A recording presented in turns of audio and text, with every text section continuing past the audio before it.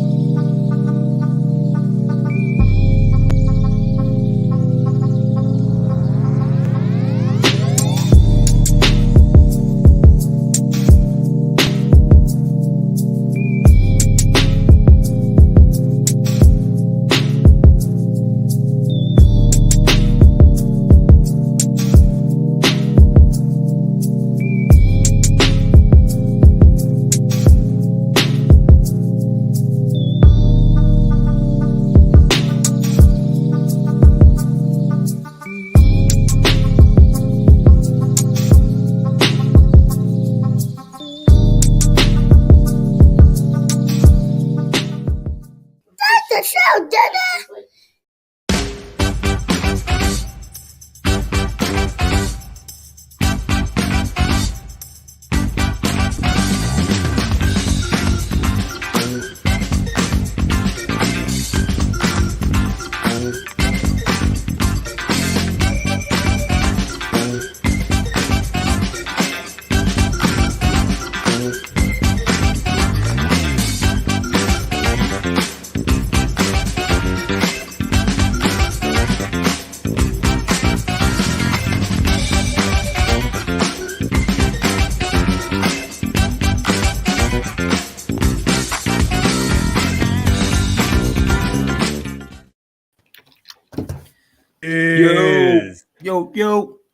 Yo.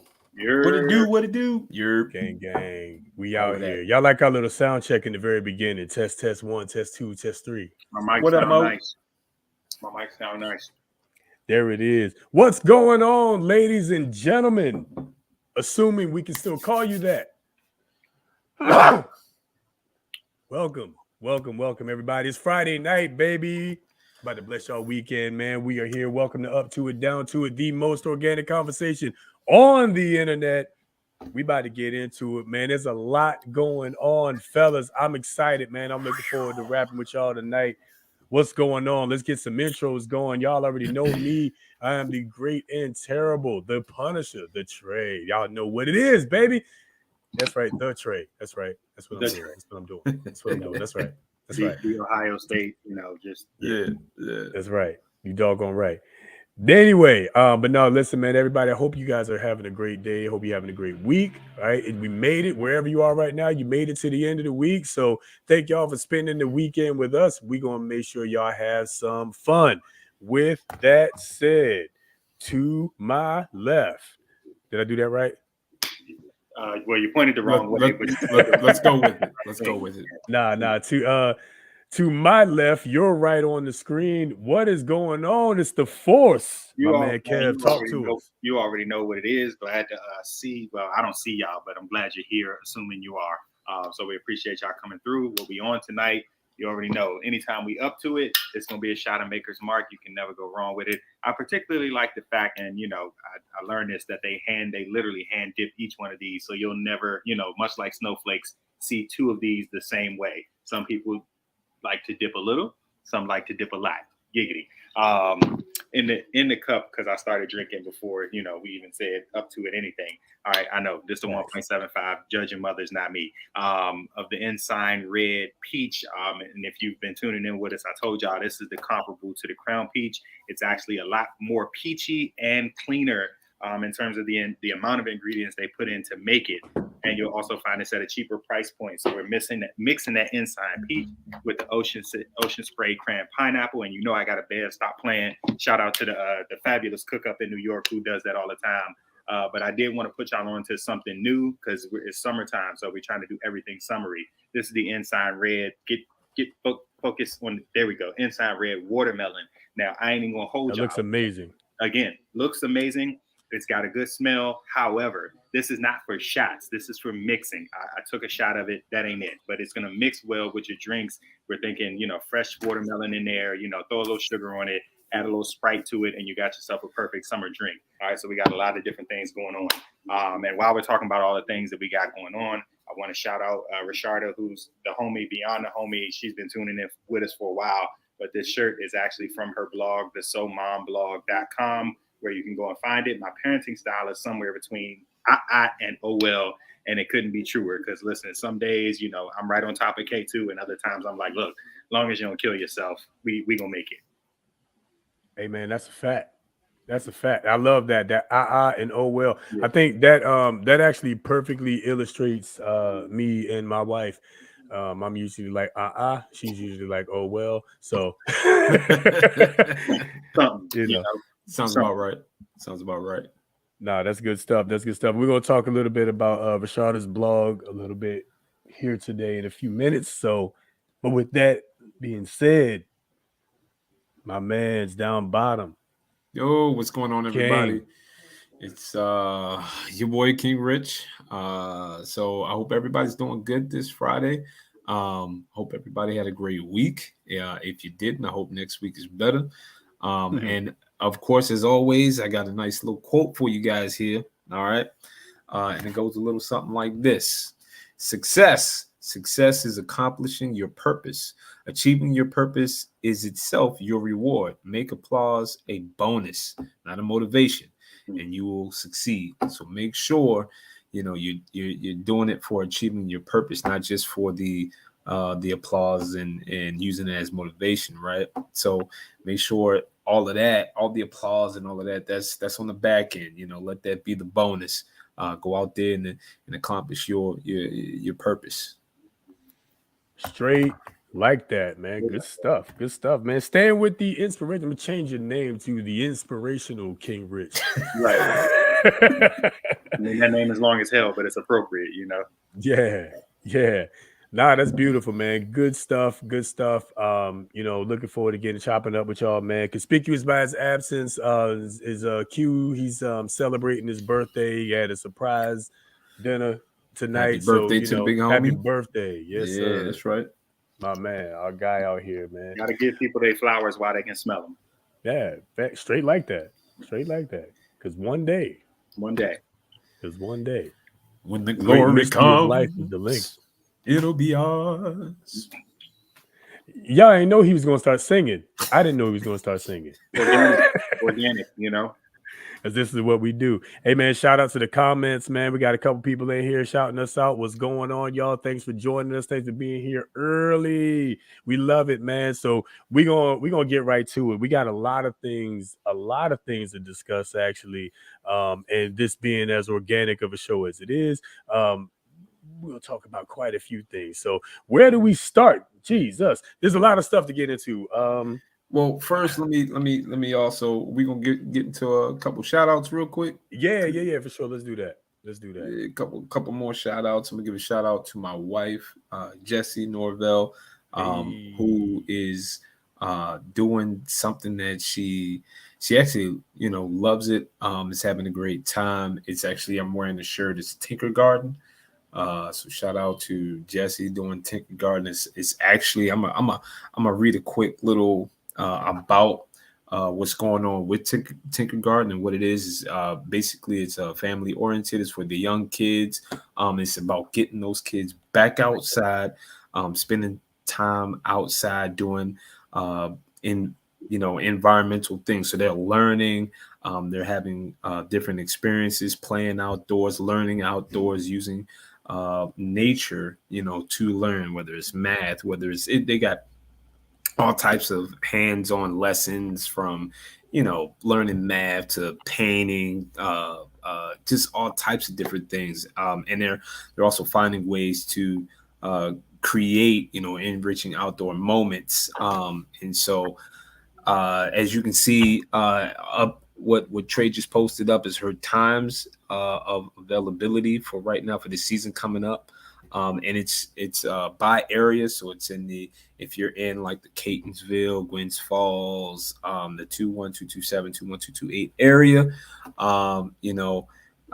that is her website there. You can sign up for a class. I'm gonna try to post something later on in the show so you guys can see her link. But it is an awesome time.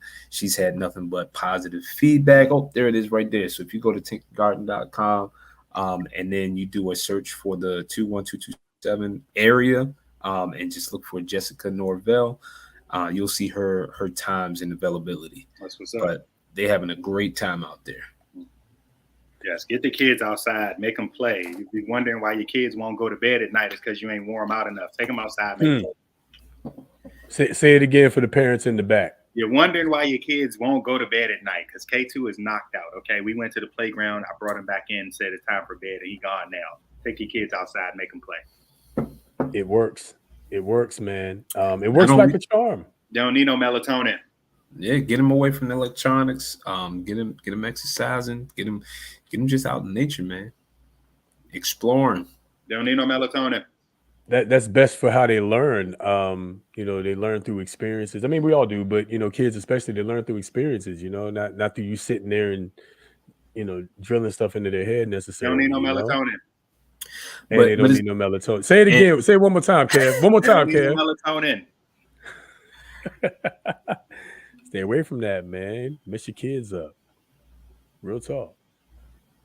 But she does a great job preparing and all of that, man. Does a great job preparing and making sure that it's purposeful, that it's impactful. So yeah, like I said before, nothing but great reviews. So, do you know some of the just off the top of your head? Do you happen to know some of the activities that they do? Oh man, all types, man. It's painting. They'll do creative things like they'll do like maybe a ribbon race or something. What's some of the other ones that they've done? I know they do like make what do you call it? Make believe, where they're creating stone soup or something. Stone soup, stone soup, man. Okay.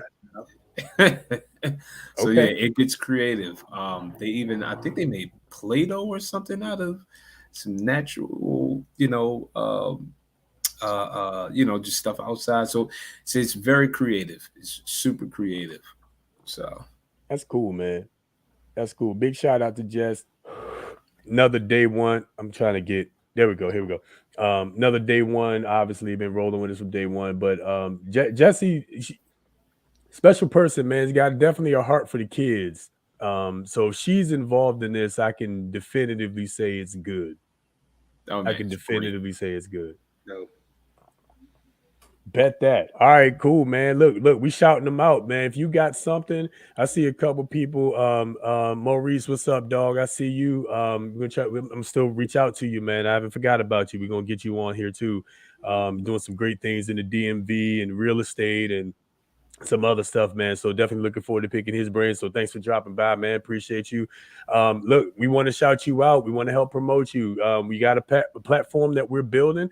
Let us help promote you. Let us shout you out, man. We all trying to win together. There's a big enough pie and we all want our piece. Yeah, we off that crabs in the barrel syndrome. Yeah, we ain't on that. We're not on that. That's not beneficial for us. That's right. With that said, it's almost football season. Well, kind of. I pretty much consider after basketball season to be almost football season. Sounds about right. So, basketball season ended. I mean, what we got left? We got, it ain't baseball. over. I mean, baseball's cool. Well, basketball season is pretty much year round now because they have free agency next week. And then summer league starts right after that. So it don't go nowhere. But this is like the smidge of window you get before you jump back into the stuff. right back into Yeah. the real fun stuff. You know, shout out to all the baseball fans out here. Shout out to the Yankees out here killing the game. Let's go. Let's go. Those that don't know, I'm a pretty big Yankee fan, right? Would have never I don't, guessed. my aunt took me when I was little, and I fell in love, man. What can I say? I went to 2 Yankee games before I went anywhere else, and I fell in love, man. It's like Derek Jeter's rookie or second season, something like that. And what can I say? What can I say? But yeah, man, that's what's going on in the world of baseball. You know, and then we have football. We have old football. We got so I saw something come across my Google feed because I've been at work heavy the last couple of days. Come across my Google feed about Deshaun Watson and how I guess he settled. Um, is that what he did? He settled out of court with some of these. It's 20 out of the 24 Yeah. accusers. Man. Yeah. So here we go. So yeah, let's look at this real quick. I wanted to save this so we could look at this together. Most of them are settled. He had 20 out of 24. I mean, which is all right. Let's start right here. 24 people accuse you of something. 24. There's actually in the 24. 24 people. I think the number of therapists he saw was in the 60s, I think. But 24 accusations. In comments, y'all let us know too. Deshaun Watson, is he hold on because somebody in the comments chose violence. All right. So listen, what we're not gonna do, all right, is what we're not gonna do is be out here besmirching the Yankees, okay? We're not gonna be doing that. 27 rings. 27 rings. Okay. All right. That's all I'm gonna say about that. Anyway, Zach, what's up, man? Good to see you, brother. 24 accusations. Is it automatic guilty? What do y'all think? I'm gonna go ahead and take this one first and just say, because mine's just gonna be short and sweet, right? I mean, I don't know, only because of the world we live in today, where it's like, when it gets to that number, you're like, dang, he must be guilty. But at the same time, there's people out here trying to get their bag, I mean, even if, I don't know, even if they had agreed to doing whatever, right? It's like you don't have proof that they agreed to it. So it's kind of like they try and get their bag. So I don't know. I'm just saying it could be, could not be. I don't know. I'm just throwing it out there like, it's a tough one. I mean, it's 24. Kev, what you think, man? I'm with you, and I liken it to the Bill Cosby thing. Like, so many murky, so many murky details. And while if and again, we're here to get canceled, right? So if Bill Cosby did what he did, it's despicable. But I also, we know that at the time that all of these accusations started coming out, Bill Cosby was trying to buy NBC and like truly make it a black thing, which he's always supported the black community, always tried to, put a positive light for blacks out there. Like, so that was happening at the same time as all of these accusations coming out. Plus, we know in Hollywood, they party like that anyway. People, be doing lines of coke in the middle of parties. So, Quaaludes, why not? So I don't know. I just something about it don't sit right. Like once Deshaun Watson was like, all right, I want out of here. Then all of a sudden, everything gets a little wild. So like, I don't know. So, in the court of public opinion, it's easy to say someone's guilty when multiple people are accusing them of the same thing. Like we've all heard it before. All these people can't be lying, right? Well, all these people can't be wrong, right? But they can.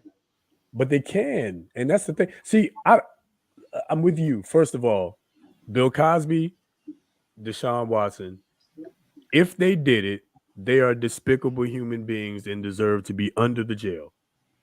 Okay? The key word here is if they did it. If they did it. The irony of the timing, back to your point about Bill Cosby, Deshaun Watson was the same way. He said he didn't want to come back to Houston. He didn't want to finish out his career there. He felt like his career was pretty much going nowhere. And then all of a sudden, here come these accusations.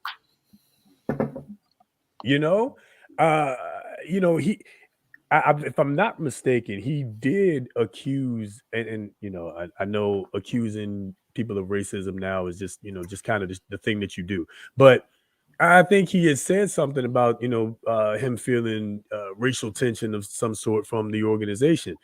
Um, the irony again still being, if that's true, if he felt some racial tension, and then on top of that, he said, "I don't want to finish my career here," and then turn right around and somebody all of a sudden leaks 60 or 20 or whatever it is people that accuse them all of the same thing with no evidence.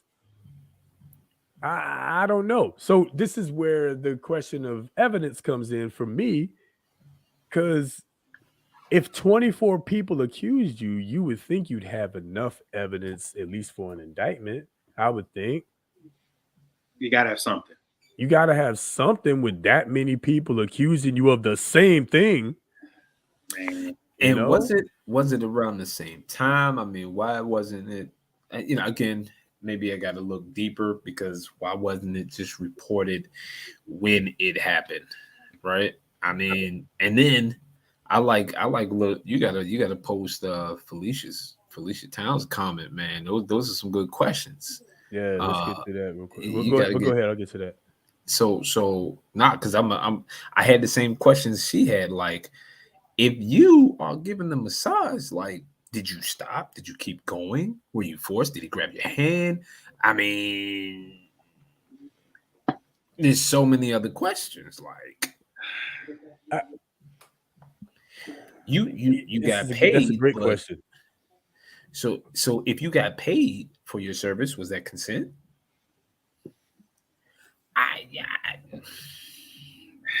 Yes. The answer is yes. Look. If you got paid for the services that you performed, the answer is yes. You did consent to it until at a point you said no. If there was a point where you said no, or you stopped and he continued to pursue, that's different. But if you was with the shits and you just regretted it later, that's not the same thing. We all sipping. All right, I'm drinking too then. Y'all ain't about to leave me out. Let me get canceled by myself. No, and crazy enough, Zach, to your comment, I was literally having a conversation with a person who works in a supervisory role, and was like, that's in a nutshell what's happening at the middle school level now, that like kids are recording, not just to be like college girls gone wild. They're recording to have consent at the middle school level.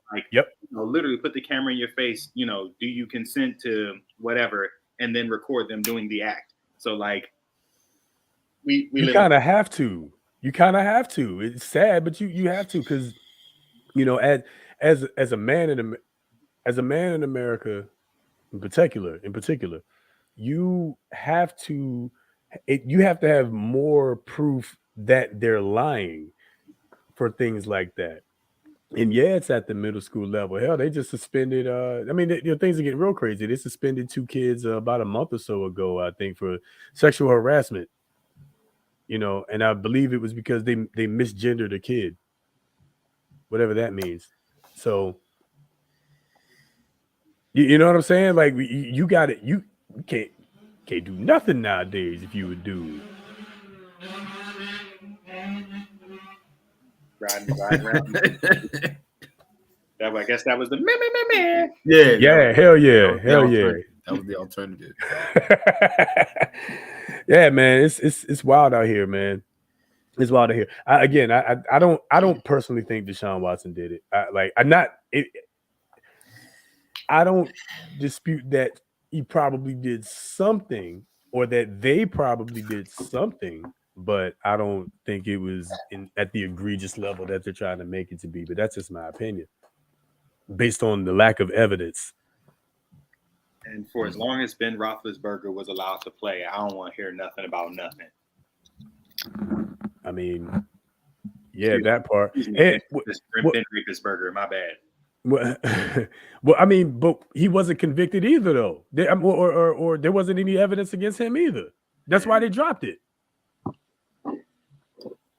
You know what I'm saying? There was no evidence, and he did get suspended, I think. But you know what I'm saying? But I got to check with Brandon, man. My guy Brandon over on Just the Fan podcast. Check them out too, man. The football encyclopedia. Check them out.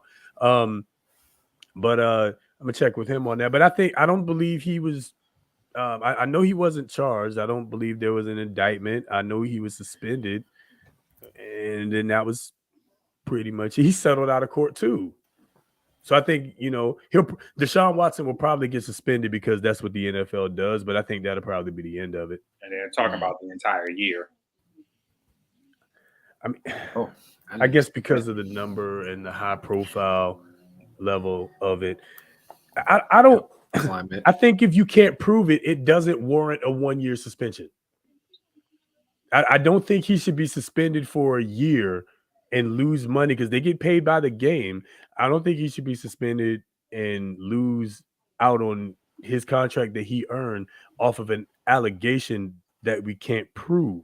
Because didn't a football player hit a woman on camera and only get 4 games? I'm just big facts. Ray Rice. I mean, but she spit on bro though too. I mean, you spit on me, I'm a pop you too. I'm just saying. All right, anyway.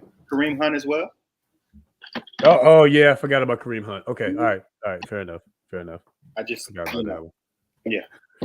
All right, we'll be on now. Whoa, it's gonna be heavy.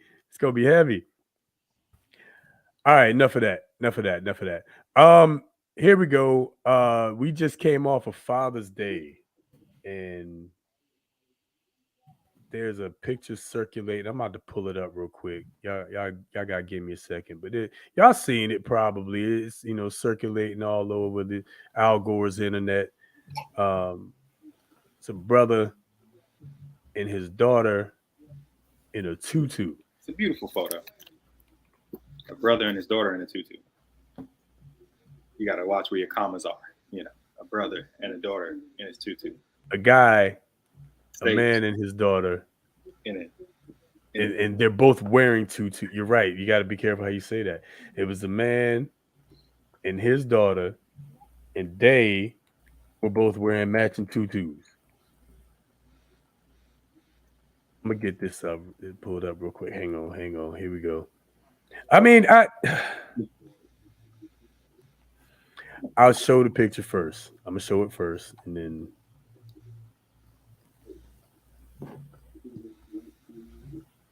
because I never mind. Here we go. Anytime now, maybe. Any day. Anytime you like. There we go. And voila. Magic. No. Okay. No magic. Dang, we're struggling with the magic over here. There's no more. There we go. There's no more left in the wand. Okay. So here we go. It is a pretty photo. I got a lot. It's a beautiful girl. And the photo quality itself is actually fantastic. Yeah. Bro was going in apparently. We don't have to listen to what he said for real necessarily. What are y'all thoughts? I mean, it is what it is. I mean, could this be along the same lines as having a tea party, being dressed up and getting your face painted with your daughter? That type. I mean, would you do it? No. True. I also wouldn't be dressed up in a ballerina dress either. And I'm gonna still have my tea party, but I'm the prince, she's the princess, or I'm the king and she's the princess. I mean, this is for me though. So, you know. And I'll also say this. I probably would, but I'm not doing a photo shoot like that though. Yeah. So if we're playing and if I had a daughter and she said, put it on, I would probably do it, to play with her. It's not an issue. I'm not doing a photo shoot though. And on the other side of this, because I think the backstory of this is like he was fresh out of prison. So like fresh out of prison, I feel like I'm also not about to tell him you can't do that because I ain't trying to die because he looks like he'll put to a side, he'll put two to the head, and yeah. So listen, by all means, brother, I ain't mad at you, player. Right. I mean, different strokes for different folks, like you said, and I mean, the other side to that is yes. I mean, me personally, I'm not putting it out there for the world, for the gram. I mean, this is,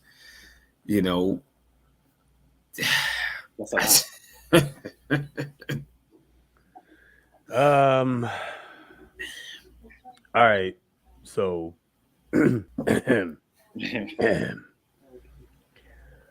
I wouldn't do it. However, I have 3 girls. I'm a girl dad all day, totally outnumbered.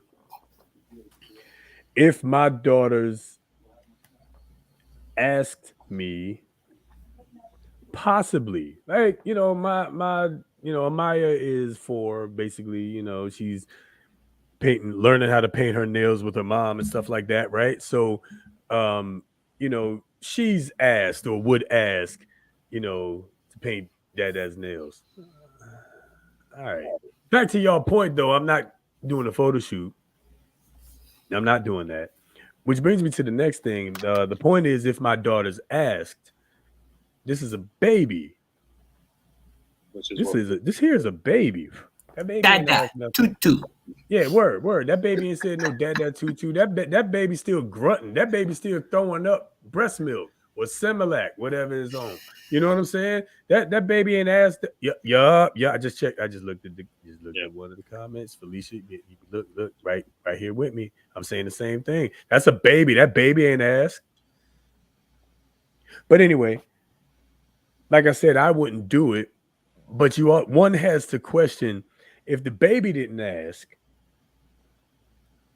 I would venture to say dad didn't have that as a bright idea. That leads me to believe that mom asked, which makes me ask the question, why did mom ask for this as a photo shoot or suggest this as a photo shoot?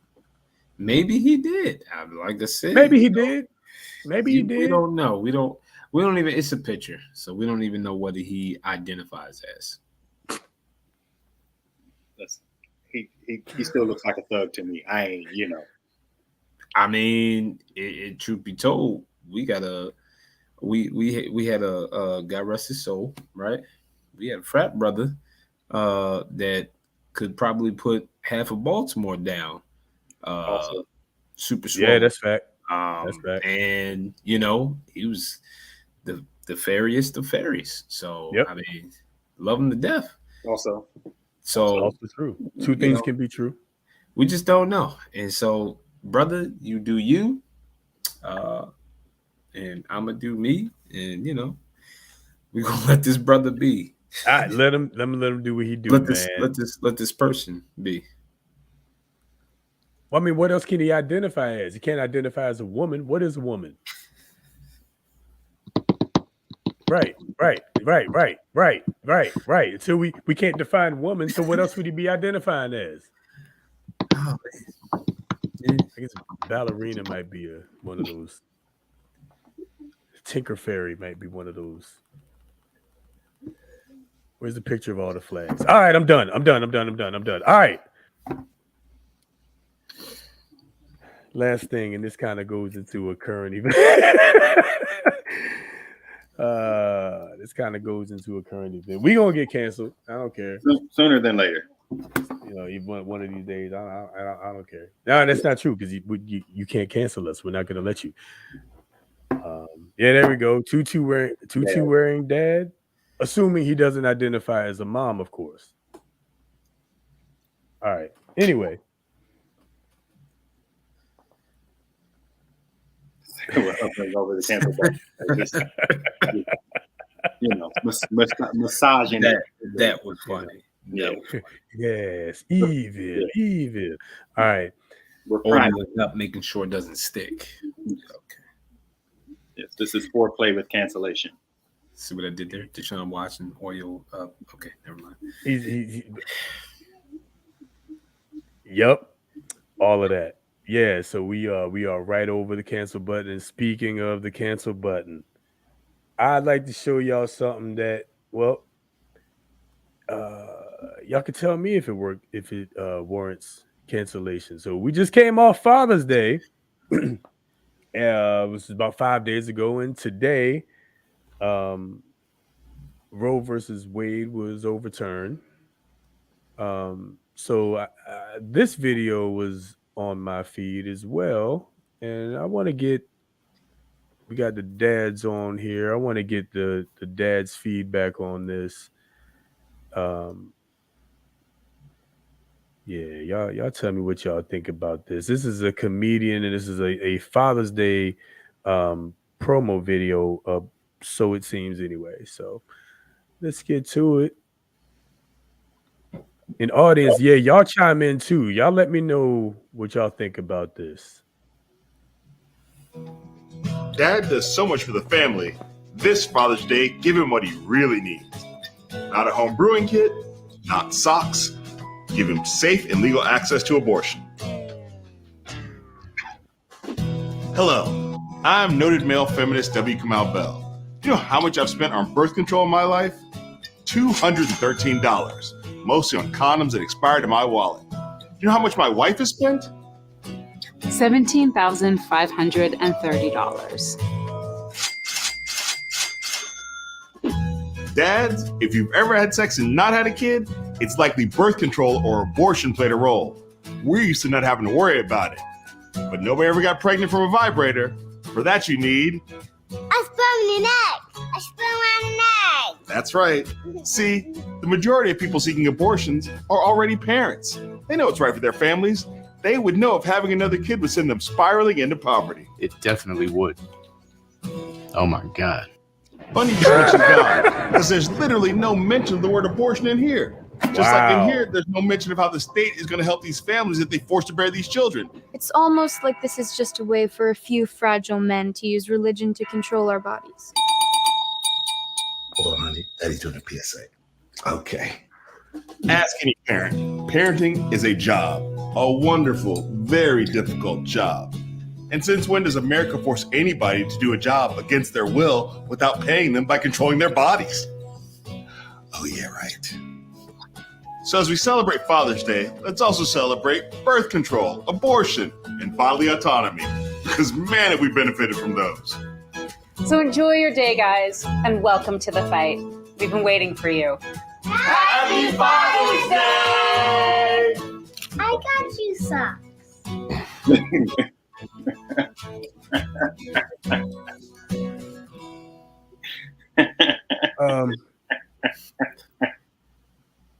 Don't ever get me socks. Don't ever get me socks.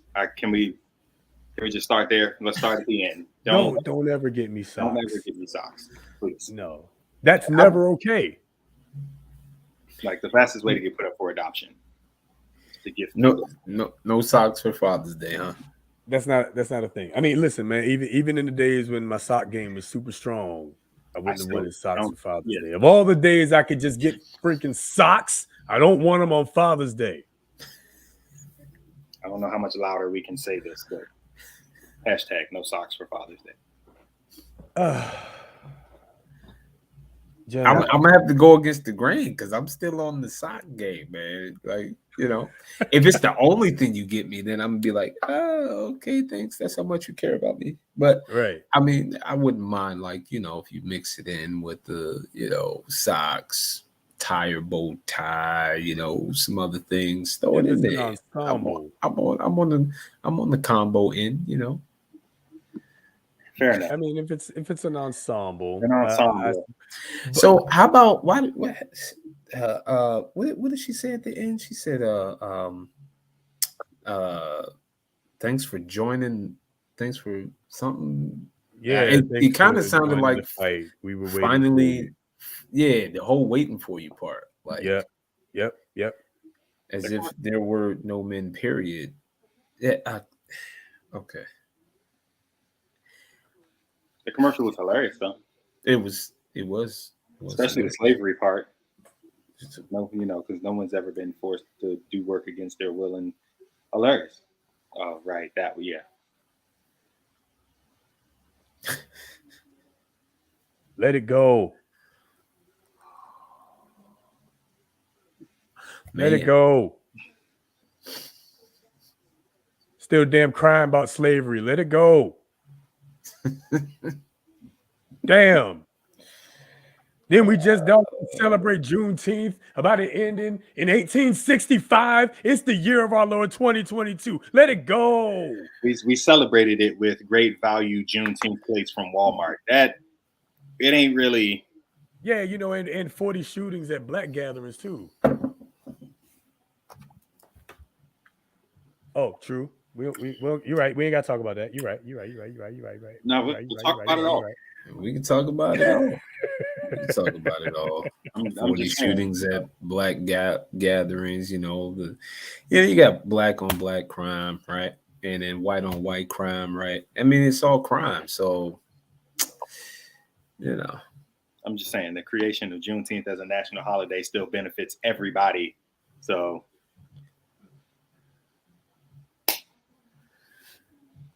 I mean, well, okay. What do you mean? That I'm Clarify. saying if you work for the government and the government gives off Juneteenth, they're not giving it to only black people, they're giving it to everybody.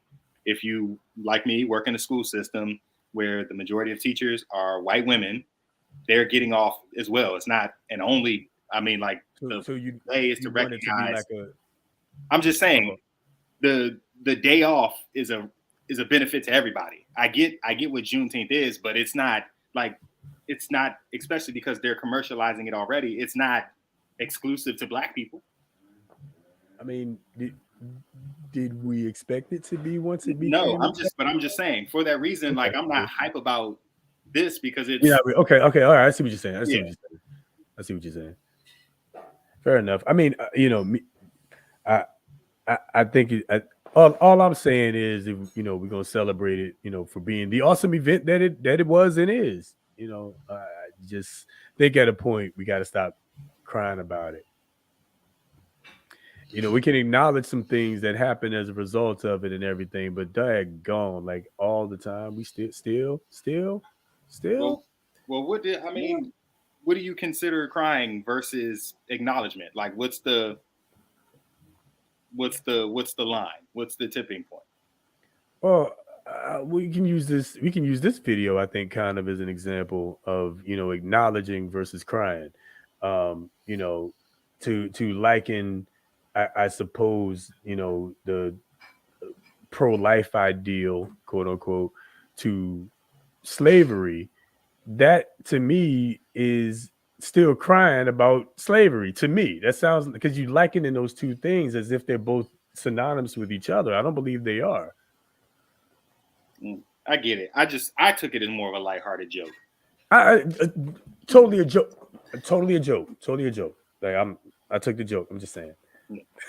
I'm just saying. But it was reminiscent of that, and I guess maybe it started. The initial trigger for me in this video started that it was a 2-minute and 3-second Father's Day video where we basically acknowledged Father's Day for about 3 seconds. And we acknowledge fathers for about 3 seconds. And that goes kind of to what we were saying last week about Father's Day being kind of a secondary thing, you know, and that's why you know, I mean, don't get me wrong, that I got you socks joke was funny. We talked about ties last week, right? Cool. But I mean, it is kind of like it does feel kind of like a second class thing. This video kind of adds to that. We had 2 whole minutes of not even talking about, really talking about Father's Day. The one time you had the dad basically almost lamenting his family. You know what I'm saying? Like almost lamenting his family. I don't know, man. And then talking about, give the gift of abortion while, being surrounded by, kids who were not aborted, I think is, also kind of ironic and a little bit weird. But do fathers have a say or even control when it comes to abortion? No, they don't have the final say. We can look the laws up. Hey, somebody in the comments, Google this real quick and find out. Do fathers have to give consent? Because I'm pretty sure the answer to that is no. When it comes to abortion, I don't think we have a say so beyond literally speaking to them, before they make the decision to go and do it themselves. Oh, that's what I thought he meant when he was asking. I didn't know we meant like, a literal law. I thought he just meant, is the father allowed to speak his piece before it does or does not happen? No, he's allowed to speak his piece, but I meant both. I meant, right? I meant, do we have, a say legally and, just speaking our piece? Oh yeah, no, we're just responsible for taking care of the kid regardless of what happens.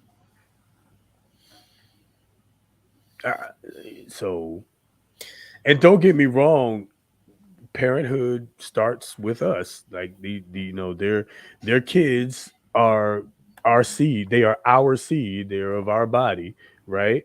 So ultimately it starts with us, right?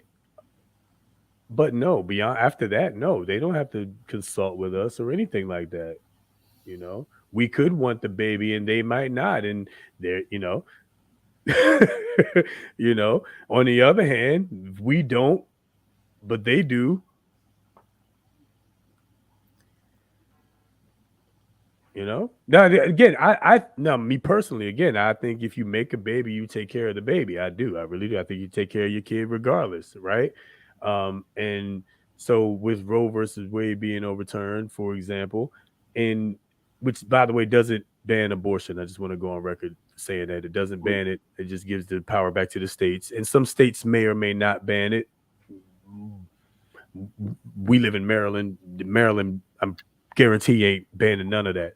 So, nothing much to do about nothing here. In some places it might be a little bit different. But it just gives the power back to the states. I don't really see any issue with that. Honestly, we are a nation of states. That's kind of how it should be. If you don't like the laws in that state, you do have the ability to leave. Yeah, I mean, that's what's going to end up happening. Is people are going to go to different states. Who mad? No, I mean, honestly, like if that's how you feel about it, if you feel, for example, that your rights are being so infringed upon that you need to move from, say, Texas to New Jersey or something like that, go for it. You doing that so that you have the autonomy to have an abortion if you decide to. Oh, okay. That, in my opinion, I think that's a silly reason to move. I think it's a lot easier to, there's hundreds of ways to not have a baby. It is one surefire way to have a baby. It seems to me that if you pick one of the, many ways to not have a baby, then you also don't have to worry about this too. I'm just saying, right? So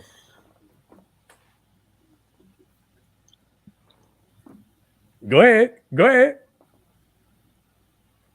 Fair enough. However, we've all been reckless. Facts. Absolutely. So, absolutely. Undergrad was a while. It was undergrad. It was undergrad. So, as black and white as it is to either abstain from sex or use protection, it don't always, I mean, it don't always work like that, but if it doesn't, then you own said responsibility, right? Right? Not if you if you can. could kill it, not if you could kill it and I- act like it never happened, probably.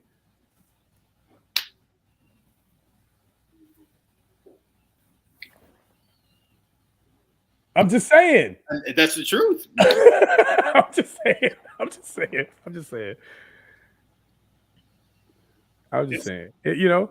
It's the truth. Oh, I listen. Oh, this is can't put it all on women. I agree. In fact, I don't think you should put most of it on women. I think it begins with us, straight up. I think it starts with us. To your point, Kev. Look, man. Yeah, hell yeah, we was reckless, man. We was stupid college kids. Like, yeah, reckless people do reckless shit, and you got to own it when you do reckless shit sometimes. You know what I mean? We some of us were able to get out unscathed. Some of us got mad scathed early in the game. Right? But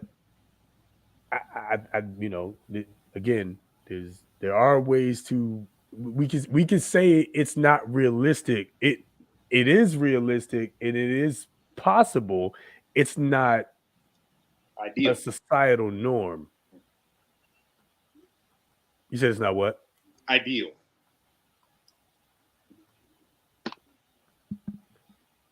I mean, is it ideal? I'd probably say it is ideal. It's okay. It's ideal to wait till you meet the one that you're gonna be with, and only be with them and only have kids with them and blah blah blah. That's ideal. To your point, we know that in vast majority of situations it doesn't work that way. So okay. So if it doesn't work that way, then you're assuming some risk. When you assume some risk, you have to take some precaution. If you don't take precaution, because I saw this on social media earlier. Somebody was talking about if you and your girl accidentally get pregnant, and I was kind of like, how in the shit do you accidentally get pregnant?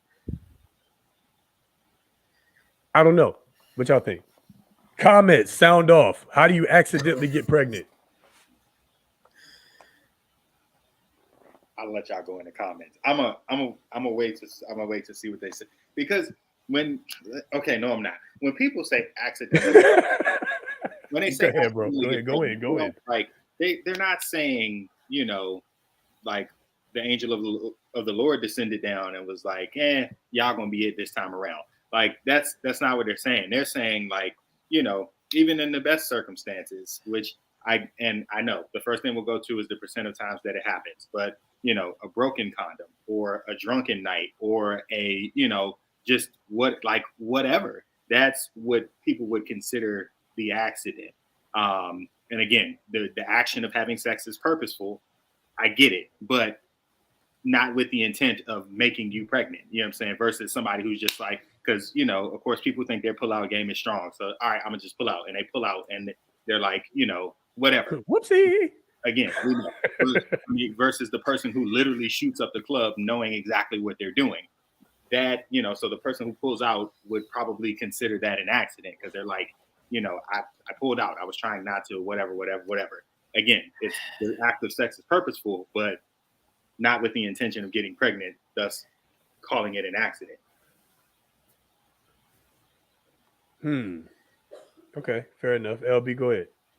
Nah, I was just gonna say pull-out game is 1,000 over here. So, hey. But Kevin said it. Kevin said it though. It's it's all those things. It's what I was gonna say was sometimes I guess it's what they're really saying is unplanned. It's like it's an accident. Okay. This wasn't planned. We didn't mean to. We weren't thinking to have this happen. I'm gonna get into this other question later, though. I got another question. But Savvy said it. Birth control does fail. You know, whether it's the pill or an IUD, you know, in the arm, in the uterus, what it like, they fail. And some of them, like, you're literally not supposed to be able to get pregnant for, 3 years, 5 years, as long as you have it in, and it still can fail. So like, there are scenarios, with the best laid plans, it can happen. Fair.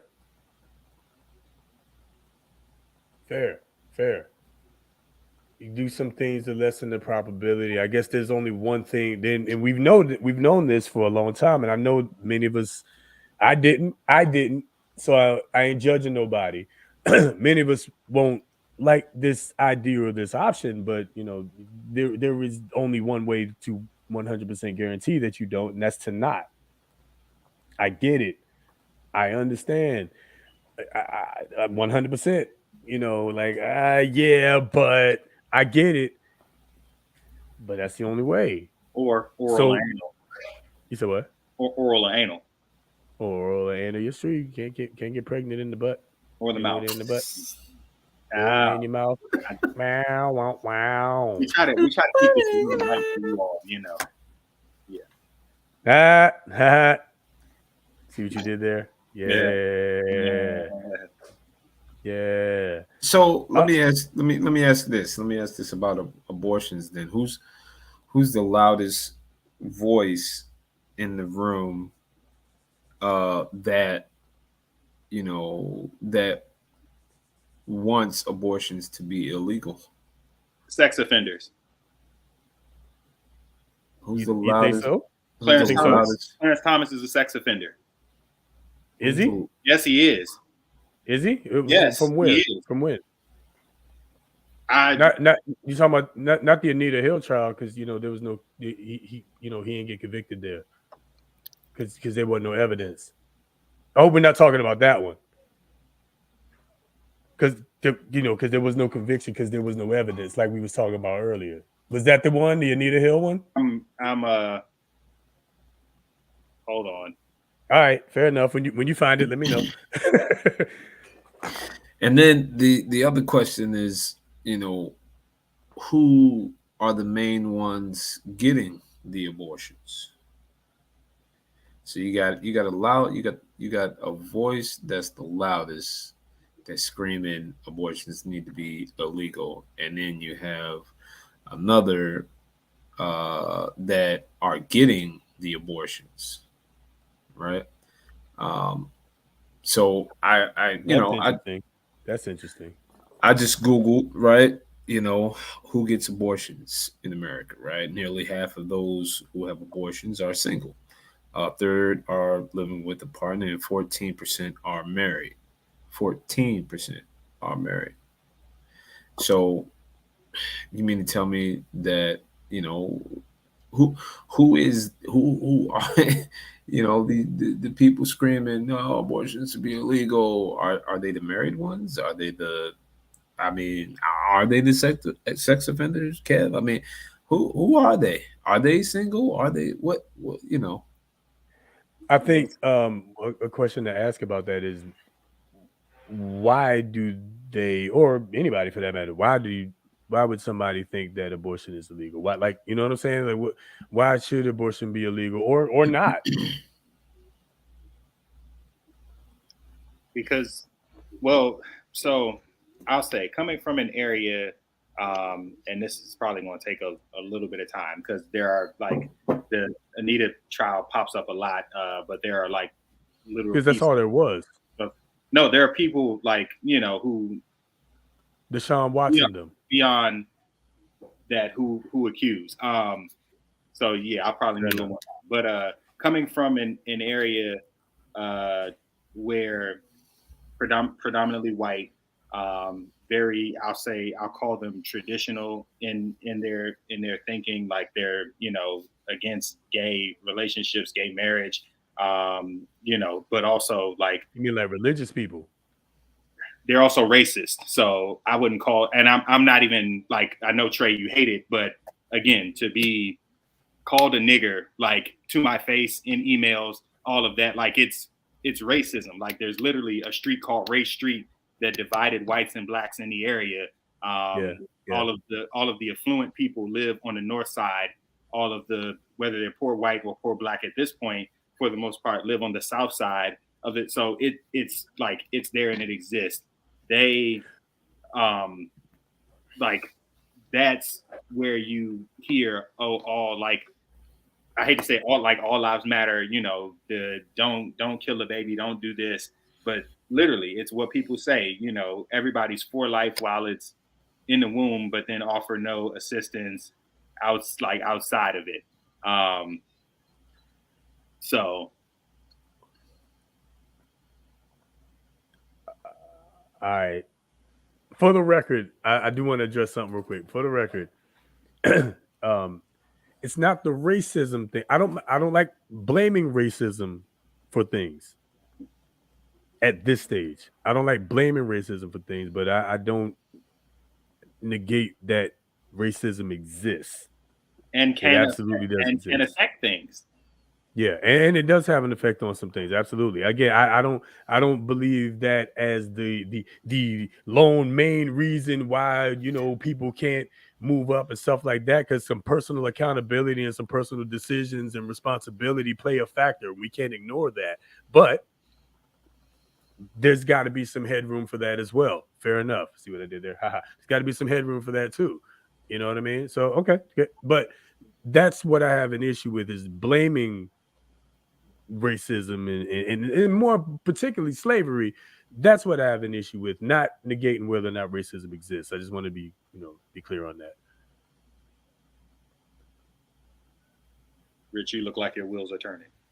Yeah, that's what I was looking at too. Well, I'm just trying to understand exactly what Trey was saying, because I'm trying to understand. You said, you mentioned slavery being the, what are you saying? Are you saying don't use slavery as the crutch, or yeah, because it happened so long ago, we need to move on from it?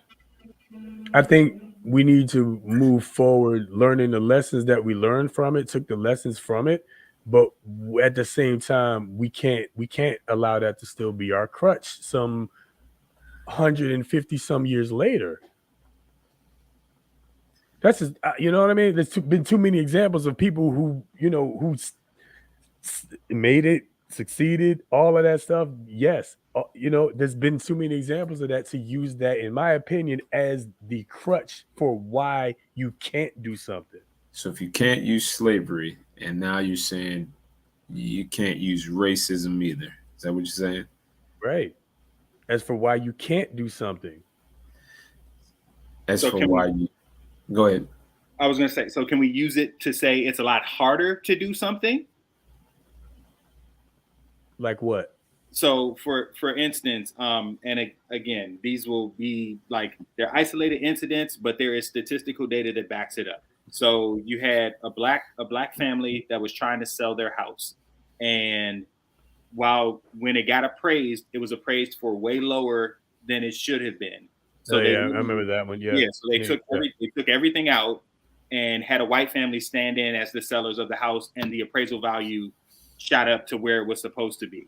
So there are people in places who make decisions on your ability to get a loan, your ability to sell your house for a good price, your ability to buy a house, your ability to get a job, your ability to even get an interview. There are people in those places who still carry those values, because even though we are 100+ years away from it, that hatred and that vitriol gets passed down from generation to generation. Again, these are things that I've seen, and been told. I don't want my kids in that area with those people. Like, it's so, like, even though the kids they aren't the ones who had the slaves, and the kids aren't the ones who, wouldn't allow you to sit at the countertop or drink from the same water fountain. They're still being fed this from people who still feel that way. So, like, they're in positions to affect what you can do, and that's racism. So it's harder to do some things because of racism, because of slavery, because of some things that took place that shifted our trajectory. So, ahead, if we can't use it as a crutch, but it is still relevant today that certain people have this hatred, right? That can still impact certain things that you can do. It sounds like somehow we need to get in that position that that other person is in that can affect those decisions. It sounds like Are we not in a lot, and not all well, cases, well, obviously well, not in every instance, but are we well, not in some of those? well, let's look at percentages. How many are in that position? Are we talking, 1, 2, 3? Are we talking in the thousands? How many Well, I mean, appraisers? we're outnumbered in the country anyway. Like we're Period. literally in mind, right? So Correct. So, but then don't you need some type of like Kevin was saying before, this it's just generational that it's passed down. That where is this hatred coming from? It's generational. It's being passed down, right? So some type of awareness, some type of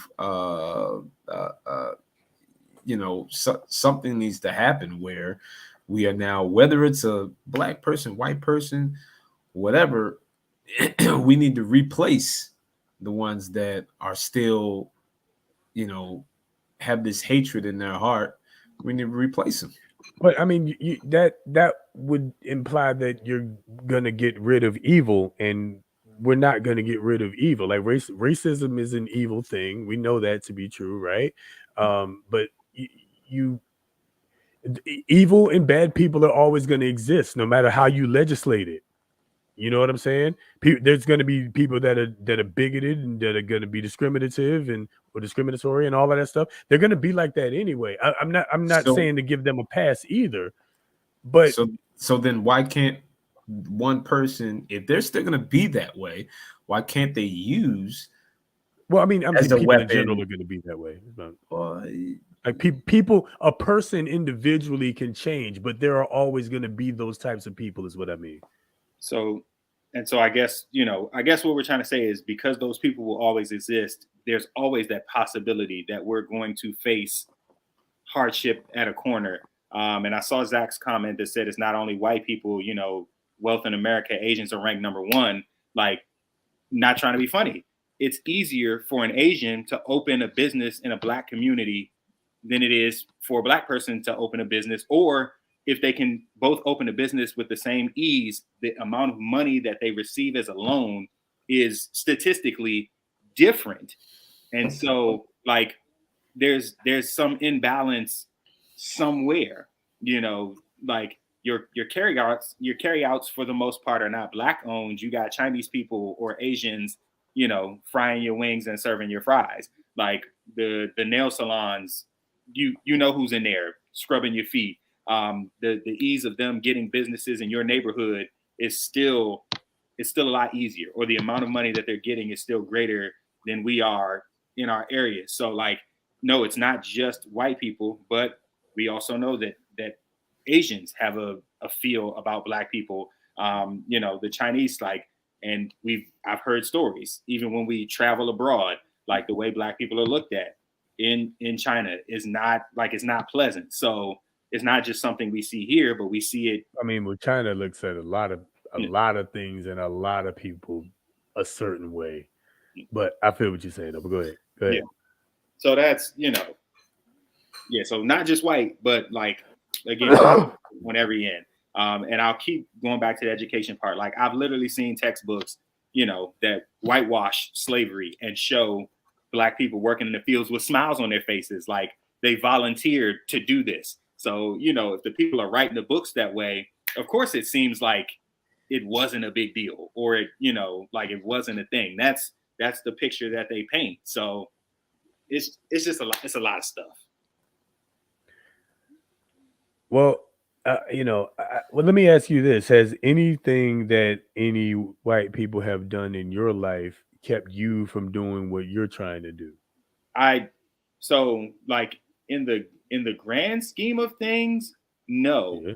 But was my start that much more arduous as a result of what white people were doing? Absolutely.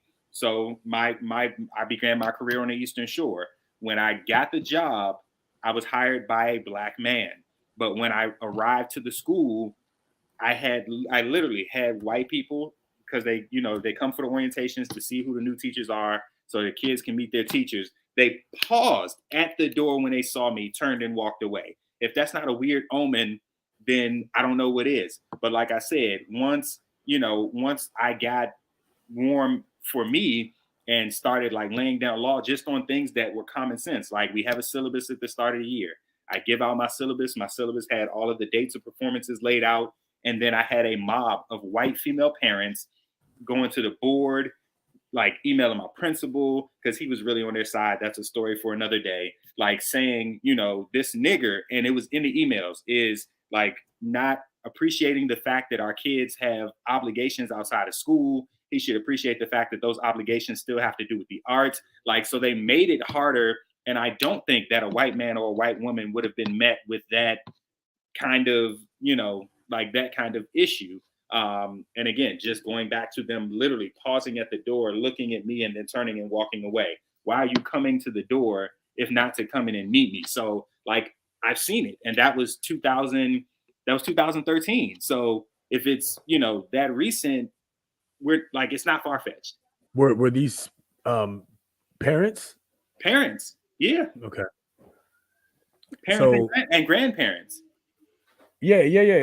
Again, I don't doubt that racist people exist. There absolutely are racist people and racist practices, and there are people in racist that are racist in racist positions on all sides and of all races, right? Selves included. So while that is the case, do you think that would you? Okay, let me ask you this: do you think it was the school, like your school, like where you were, that was like that? Like they were racist, or like was it just a few select parents, or like that? You know what I mean? I think it had a lot to do with the I guess area. what was the mix? Because it wasn't just school. So another story. Like when I first moved out there, of course, like the town is so family oriented that pretty much everybody knew everybody. So I was a new, face in this unfamiliar town. People literally like came out their houses to see who's moving in. So they look at you and you get that look. It's like the start of a scary movie. One of them what's the Jordan Peele? Is that the one that's like making the black scary movies now? Did I lose everybody? But yeah, it had like one of them scary movie kind of feels. So like the first few weeks that I was living in the county, every Friday I got pulled over. And one day when I got pulled over, when the police officer got to my window, he was like, "Oh, Mr. Lewis, how you doing?" Like once he realized who I was, like, what do you mean? "Oh, Mr. Lewis, how you doing?" Like, so, you know what I'm saying? It's just, it's weird. Like, it's weird vibes, and you see it, you feel it. So it wasn't just in the school, it was in the street. It's walking into like a corner store to get a breakfast sandwich, and it takes a while to get help. But when a white person comes in, they jump up out their seat and serve them. Like it's the microaggressions that, then lead to bigger things. So you see it everywhere. And I wasn't better until I was the accepted black. Interesting. And what made you the accepted black? Like what got you to that? Concerts, performances, like kids. So they got to see you, kind of. They got you. You were more visible. Kids doing well. Making all county, all state ensembles. You were valuable. I was valuable. Valuable. And still, that was just you're doing something that benefits my family to make us better. So,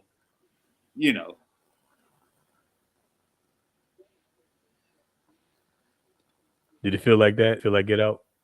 Oh, I was asking who the filmmaker of like the black scary movies now. Jordan Peele. Okay. So yeah. Great dude, man, killing the game. But no, I feel you. I'm hearing that. I hear that. I haven't spent much time in areas like that where I can, see that. Uh, I've passed through, popped in, popped out like that. But you live there, so and I guess it's different when when you're there and you're visually seeing everything. You know what I'm saying? So yeah, no, fair enough. I definitely give you that. But again, back to the point that in the grand scheme, it didn't stop you because you were going to make yourself valuable regardless, like whether they gave you the microaggressions or not. You were going to make yourself valuable because that's who you are. I You was were going also to ready go to quit, win, though. state and all that, regardless, because that's who you are. But I You know what I'm almost, saying? but I almost left. Like I was literally like one more email away from calling PG County. Like, do y'all still have a job for me? Because I'm coming home. So like they almost did push me to that point. And it like once my administration saw that I was on my way out the door at that moment, then everybody kind of like came to my aid. But why did we have to get to that point in order for y'all to like back me as a teacher? You know what I'm saying? So like as strong of a man as I am, as sure of myself as I've always been, they still almost got me up out of their area with what they were doing.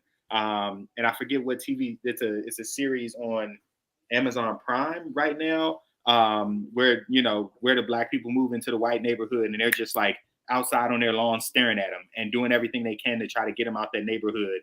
But like that's what it felt like every day. It was going to be something until I was like, "Yo, I'm gone," and they were like, "Hold on, chill out. We'll take care of that." But like they pushed me to that point. Interesting. I got a question in the comments here. We've seen Imagine it. a white teacher We've teaching seen it. African diaspora. We seen it. We've seen it. How you feel about it? I don't feel no ways. I'm gonna give you a chance to do it because I'm gonna believe because you're at Morgan that you've been vetted to get the job.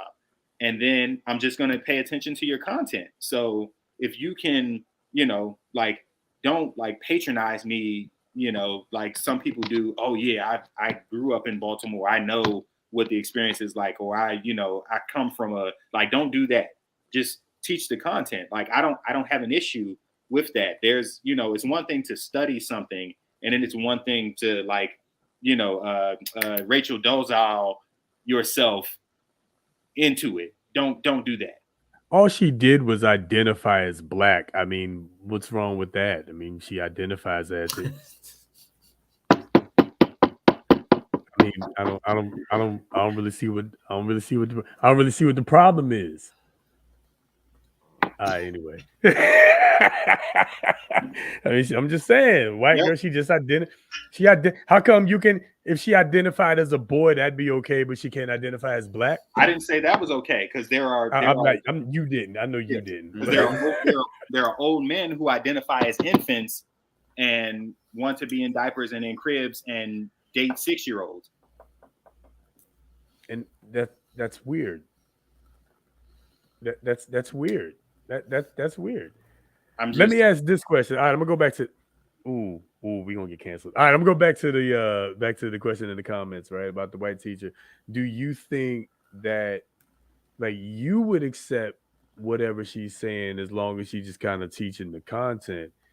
Do you think the rest of the school would immediately just say, okay, yeah, this is cool?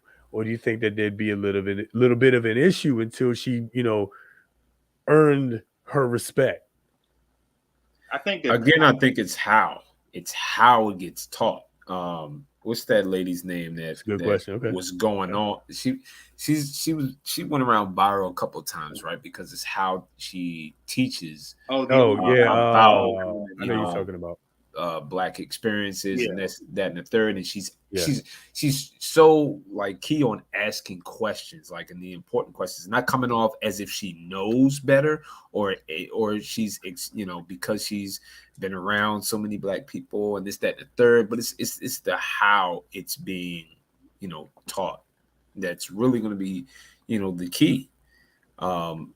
And I think if you come off that way, like how you're teaching it, you know, asking questions, asking thought-provoking questions, and not coming off as if, you know, you're one of the crew, you're the accepted, you know. Just I think it's how you're teaching it, and you know, it should be, you know, how you grade it as a teacher.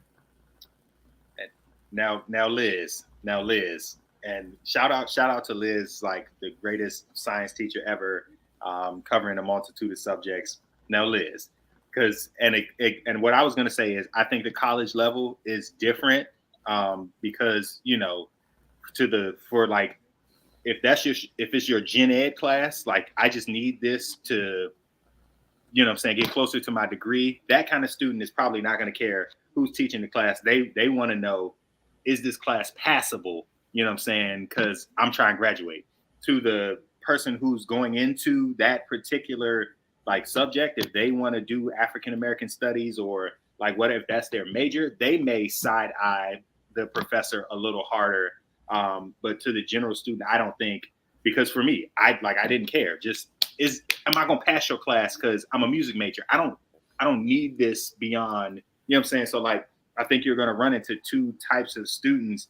But you know, even at our illustrious Morgan State University, we had Black teachers who taught Black content who still had a lazy approach to it.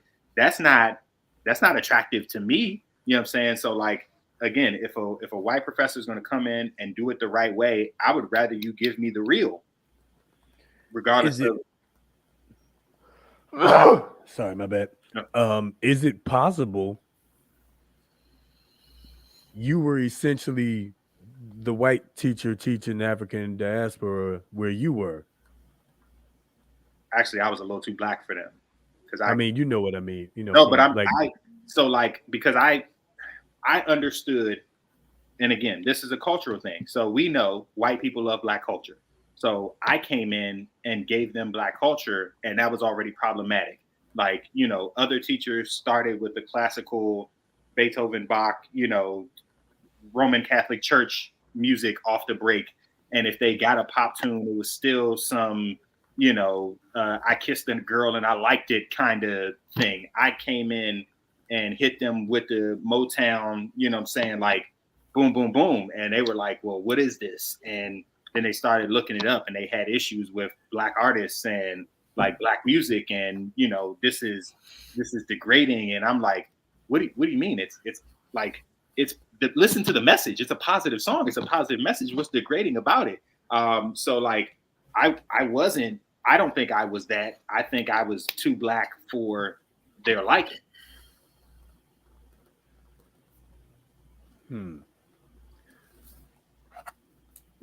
Okay. So So you don't think that, you know, essentially sticking out like a sore thumb because of that. So, you know, so back to the comments, because we have a person here who said literally the exact opposite of what you said, that no white woman has any business teaching African diaspora, right? So I honestly, I believe that more people would feel like her than like you if the scenario was that way. And I feel like if you reverse that, that's essentially where you are, you know. And you think it's more so because of, like, you know, the Blackness that you brought, but you said as soon as you walked in your first day, somebody walked in, saw you, turned around, pieced out, right? For whatever reason. And that was, you know, and again, I ain't got like all the stereotypes that you can think of. I wasn't that. In a suit and tie, facts, with a neat haircut, you know what I'm saying, as plain as I could be. Mm-hmm. Uh-oh, did we lose him? Is he frozen? No. Okay. That was just, you know, I'm in a suit and tie, I got my hair cut, you know, I'm making eye contact, I'm shaking hands, I'm kissing babies, I'm, you know, whatever. Like, and still, nah.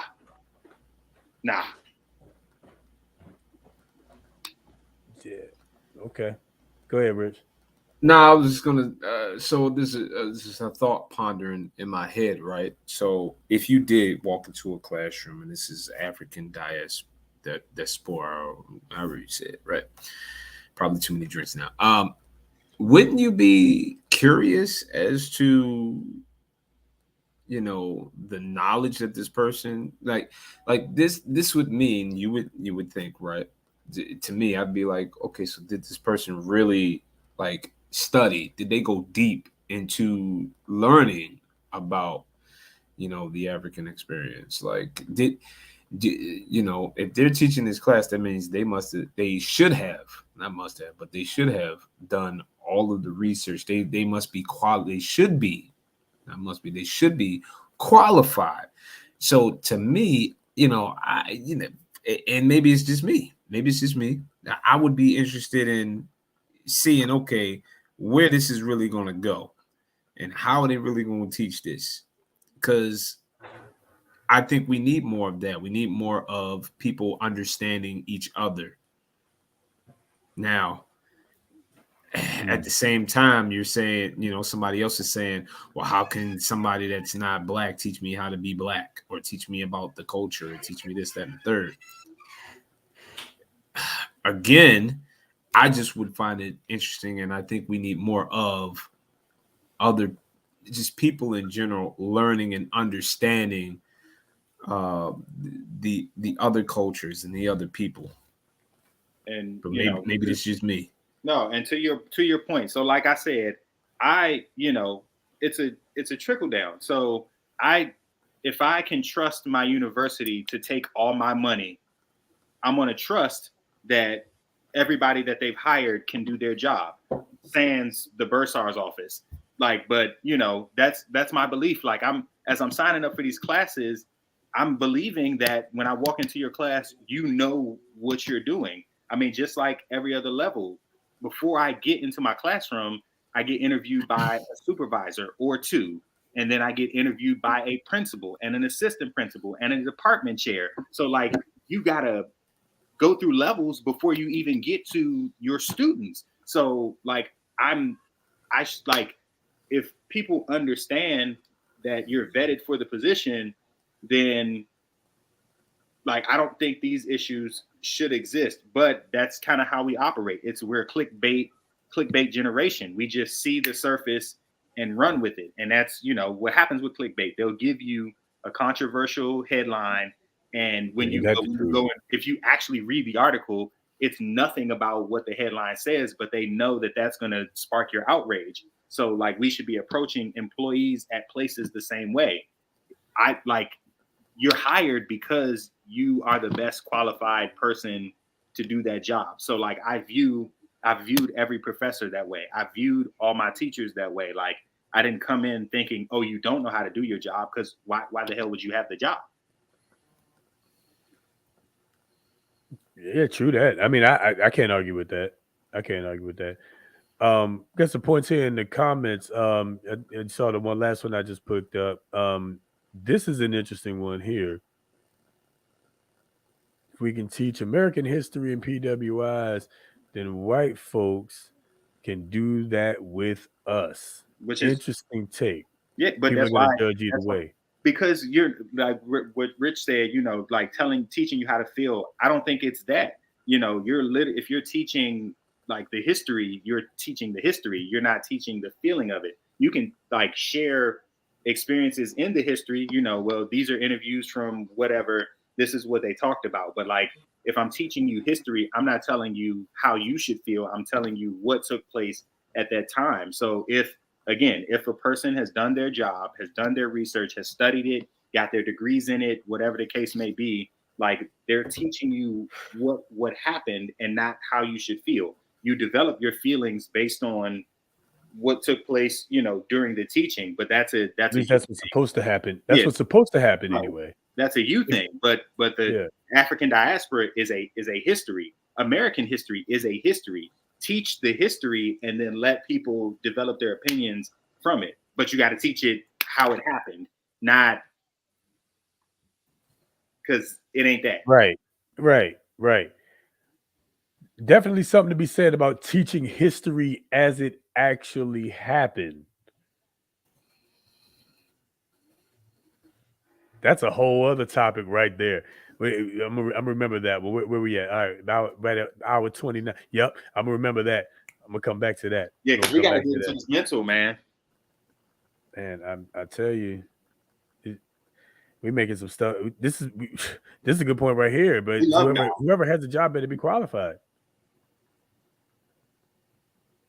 You know what I'm saying? You better be qualified. They better be ready to answer questions. I know if anybody had came at you, and I'm only, for the sake of this argument in this conversation, I'm putting you in the same, position as the white African diaspora teacher, right? Mm-hmm. And you're having to prove yourself and that kind of thing.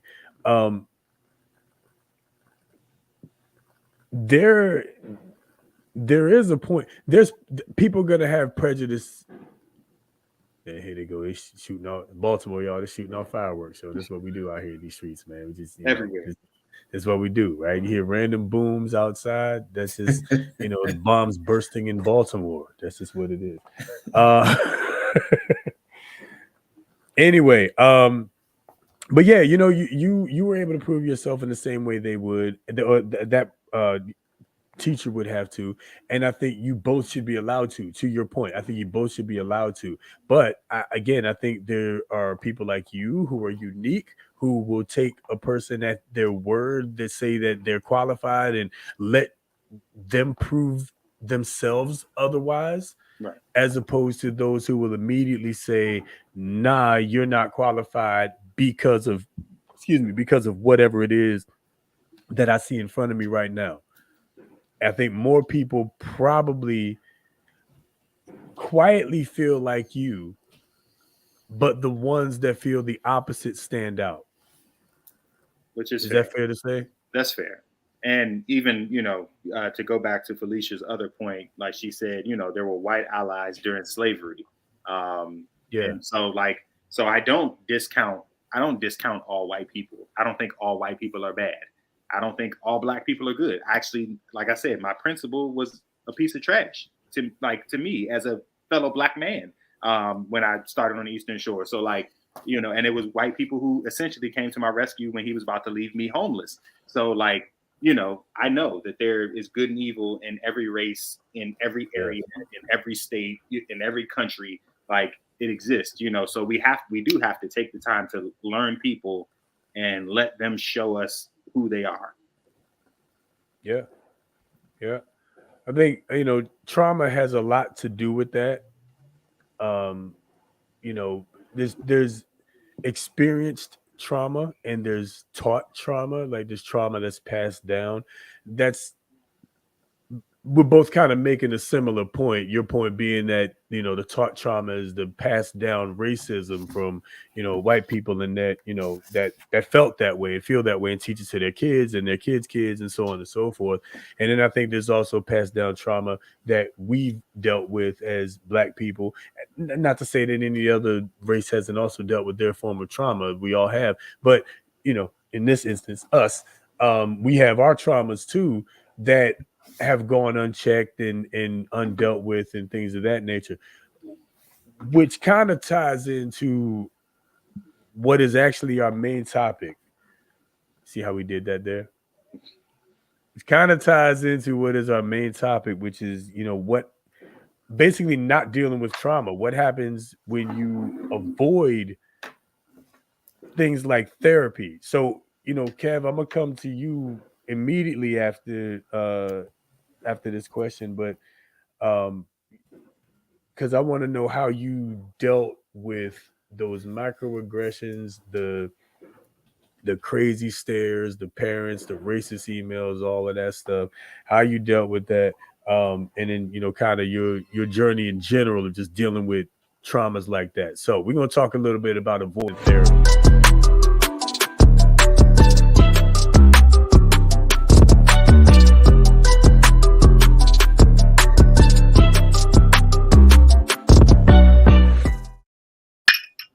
For the record, we've not up to it. We have not. I mean, we've been drinking, but we ain't exactly put one in the air, all night. So we have not.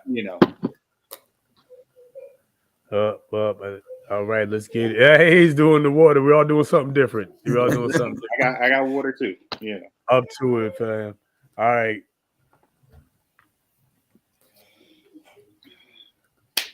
So because my therapy part is bigger on the other side, I'll keep that portion short. So having to deal with like the microaggressions and all of that on the front end, like I said, they almost pushed me out. I think my saving grace was people in certain places.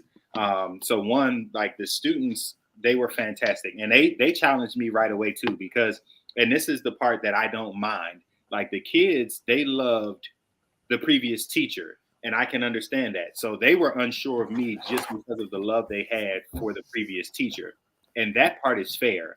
Once they discovered that, you know, I cared about them and I just wanted them to do well, we were able to shift gears and move forward. And I think that's the way it should be. You know, if you just got to deal with change, you know, you play sports, you have one head coach, you get a new coach. Like if you love what your old coach did, it's you know, you have your like thoughts about working with someone else. So that's understandable. But it shouldn't be a kind of hatred place. So I focused a lot on the kids. I held after school rehearsals all the time because I just wanted, you know, us to like really build our relationships. That was important. And then my assistant superintendent was a Black man who had grown up in the county all of his life. So he, you know, kind of forewarned me about some of these things that would take place. And then we had what we call the Black Educators Network that had regular outings so that, you know, we had a support system as Black teachers in a predominantly white county that had a significant history of racism. So like those were the things that kept me in that place. When I brought this topic to them of avoiding therapy, it was more so like seeing what took place in my more recent years. So the biggest trauma of my life was losing my mother to ovarian cancer just before I turned 30. I'm 36 now. And when my mother like started to take a turn for the worse, my same assistant superintendent, he kept saying to me, Kevin, you got to get in therapy. And I was like, nah, you know, I'm okay. And as things got worse, he was like, you got to get into therapy. And I was like, you know, I go to church, like I'm gonna be, you know, I'm gonna be okay. We're gonna pray about it. We, you know, that kind of thing. And when she passed, he was like, all right, it's time to go to therapy. And I said, I'll look into it. But that was kind of just one of the things to get him off of my back. But I never really looked into it. And like, so I had to like deal with all of these feelings. Like I had nightmares. I couldn't sleep. I drank a lot. Like there were a number of things that I went through. And my mentor, he was, you know, he had emailed me like 3:00 in the morning. And he was like, you know, because I didn't go to therapy, I had a car repossessed. I had a kid out of wedlock. And like most of my bills went unpaid. And I was like, damn, you know, I can't afford to those, like any of those things have them happen. Which, you know, like I still did make some terrible mistakes as a result of not getting into therapy, you know, and hurt a lot of people, burned a lot of bridges along the way. You know, but that's just like, when you experience a grief like that, you never know what it's going to do to you as a person. And so it wasn't until like I found out that I was going to have a kid that I was like, you know, I can't be the same kind of person when he gets here. And like I thrust myself into therapy as a result, because I wanted to be better for my son than I was being to myself at that present time. And so in therapy, like not only did we, you know, like create a plan to be the best possible father that I could be, but we addressed like all the previous trauma. So, you know, dealing with my mother's death and grief, and that therapy, a lack of relationship with my biological father, and taking that in therapy, like issues that I was having in like relationships, which a lot of it was communication on my part. And, you know, I love my mother, but we were never like the type to like talk about big things. You know, we had good relationship, but like if it was important to me, particularly in my adult life, I started dating and considering career paths and stuff like that, those were not necessarily conversations that we could have. So like a lot of that stuff stayed locked in, and I wanted to talk to her about it. I just never felt comfortable in that way. So like all of these things we were able to address in therapy. So literally by the time my son got here, like I felt like a whole person. I felt complete. I felt Like I felt like healing was taking place. I felt secure with myself. And I carried a confidence before that, but the confidence that like was in me after therapy was like night and day. And I still go to this very day. I go to group therapy and I have an individual therapist. And both of those things are vital in just like my day-to-day life, as we literally watch inflation take place all over the country. So there's worry about finances and just teaching children, high school kids, where you are literally helping to guide the rest of their lives and also dealing with their attitudes. Like if you're not in therapy, you could lose your mind. And so like I've seen what therapy has done for me on the other side. And I know just how dark things got before I actually gave this a chance. And so, I would literally like, I'm an advocate for it now. I have no problem saying where I go, why I go. Like, and I tell people this, like anybody that's listening, I will tell this story to, because I would never want to see another person like have to literally suffer alone and like feel like nobody's hearing their cry. And we know, that depression leads to suicide. It leads to alcoholism. It leads to drug addiction, and it could have easily gone that way. Like, and I said my relationship with my principal was bad because I was the day after my mother died, I moved into a house that I was renting from him that he knew had significant things wrong with it and never said anything to me. So not only was I trying to cope with my mother's death, but I was also living in basically what was an unlivable house. But I didn't even get a chance to look at it because I just had enough time to drop my stuff off and go back home to prep for my mother's funeral. So as I come back to this area and start living in this hell, I spent most of my time at the bar because that was more comfortable than being at home. But of course, if you're at the bar, you're having alcohol. So there was just a million things that were going on with me at the time that I know, if I were in therapy, we could have found some healthier outlets. We could have, worked to even help me communicate with my landlord in a way that made me feel safe to still be a tenant, but also like kept me from having to deal with those kinds of things. So like therapy. Even if you go to church, even if you love God, even if you're a pastor, like you should still go to therapy. We need Jesus and we need therapy. And I'm done.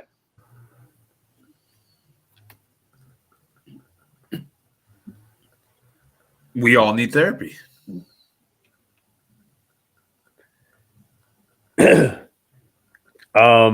Yeah.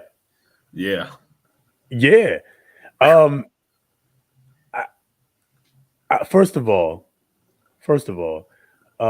thank you for sharing that story, and being transparent about that. As far as your reasoning for going to therapy, and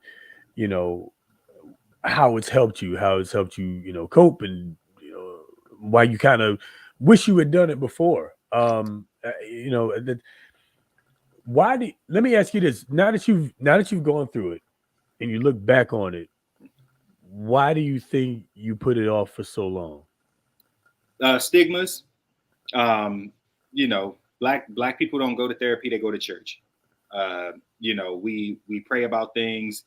Stuff that happens with your family. You keep it in house, we just don't address those things. That's the stigma about Black people in therapy. So like that was at the forefront of my mind. Like, what do you mean we're going to therapy? I'm not crazy.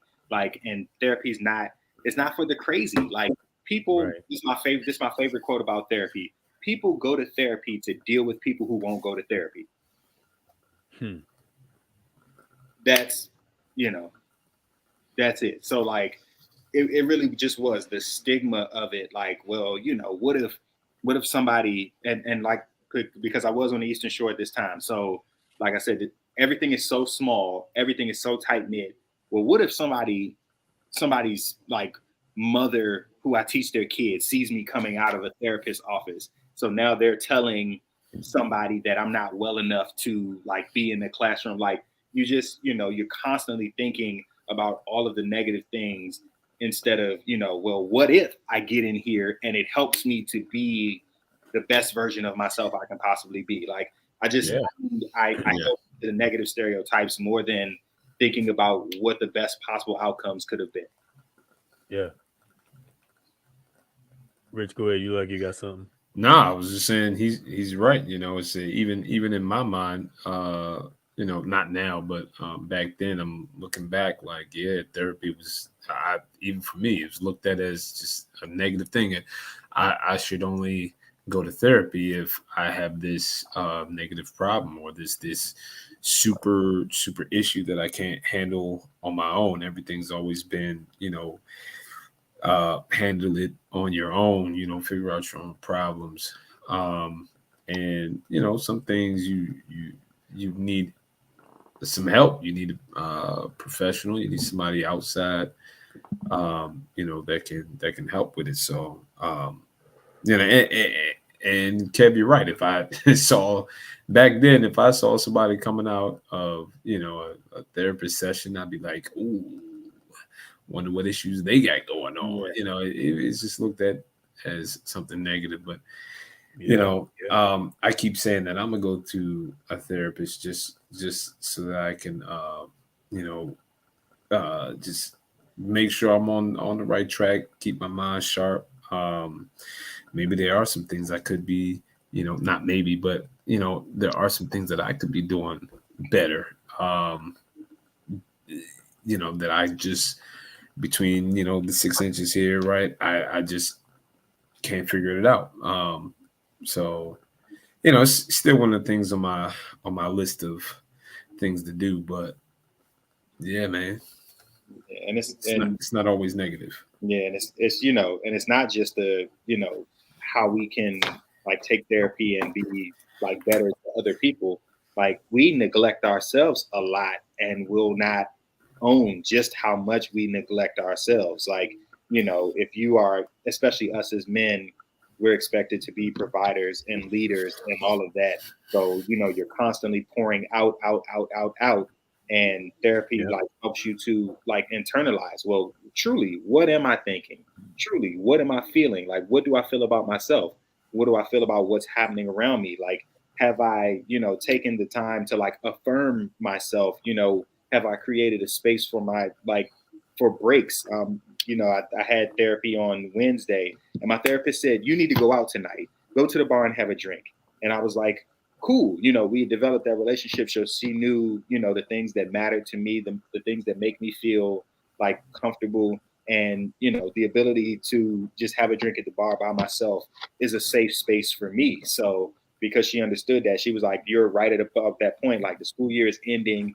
You've been, putting off your own like self-care to see these things through to the end. So like, you got to take it yourself. So like, particularly us as men, like, because so much is expected of us, that therapy place is the place to be vulnerable because, and we talked about it, vulnerabilities get used against us because, we're looked at as less of a man if we express too much emotion, if we, show a softer side, if we show weakness, that kind of thing. So like therapy is that non-biased place that allows you to be 100% yourself. And that was mind blowing to be able to be honest and not have somebody say, oh, that makes you weak. Like, there's strength in vulnerability because it makes you human. Mm-hmm. Yeah. We always say God and therapy. And for those that can handle it, also weed. But but that God in therapy for sure. It's important to do that. It's interesting because as you're saying, these stigmas that you have that people have about therapy, like you go when you're down, you go when you're weak, you go when you need something. Is kind of the same way we go to God. We talk about God and therapy, and we kind of treat them both in a similar fashion, I think. I have a question for you. And so you obviously have a great relationship with your therapist. You've been seeing your therapist for how long? So this therapist, which sadly Wednesday she told me she was leaving me, and I was disappointed because like that's my primary care physician and my therapist were both Black women. It took me 3 years to get to Black women in both aspects, And this year, they're both decided to leave the practice, which I understand their reasonings. And again, our relationship is so good that they literally told me exactly why they're leaving, and I understand it. But I'm like, yo, like I finally found like people of color to like rock with me on my mental and my physical, and y'all are rolling. So, but I've been with my primary care physician for 3 years and with my therapist for 2. And before this therapist, the other one that I was with her for 3 years. All right, cool. So, man, dang, that first of all, that's heavy. So, Yeah. sorry to hear about that. Honestly, I almost said sorry for your loss, and I I didn't mean, want to. I mean, it would be appropriate. Yeah. I guess. Okay. All right. Cool. Well, I'm sorry for your loss. Then, Yeah. I wasn't sure exactly if I should say it that way. But so 3 years you've seen your therapist. You guys have built a great relationship. When you were seeking out your therapist, because I've got there's a guy that one of my employees who had a therapist when I was back at T-Mobile. He told me that he found a therapist that was good for him, and then some stuff happened or whatever, they end up separating or whatever, and he hasn't been able to find a therapist on that level since. My question for you is, what were you looking for in a therapist? And now that you now have to essentially go find another one, what will you be looking for? So that's an amazing question, because those are night and day answers. So when I Yeah, first yeah. decided to go into therapy, I just was looking for somebody to listen, and because I felt like nobody was listening, like people could hear me, but nobody was listening, because particularly around like death, the worst possible thing you could say to somebody is, well, it's been 3 years, it's been 5 years, it's been 10 years. Like, you can't put a time limit on somebody's grieving. You don't know like what, and triggers is a buzzword, but like it's literally that. Like, and I mean, to this day, and I'm doing a lot better, but I can smell something and that trigger a memory about my mother, and like I'm not good for the rest of the day. So it could be something as simple as that, or like I could cross paths with an old friend of my mother's, and it's just those things are hard to cope with at certain times. And then there are other times where like that can be the thing that lifts me up because there's still that connection. So for instance, the day before Father's Day, we had a catering job in Virginia, for some longtime family friends.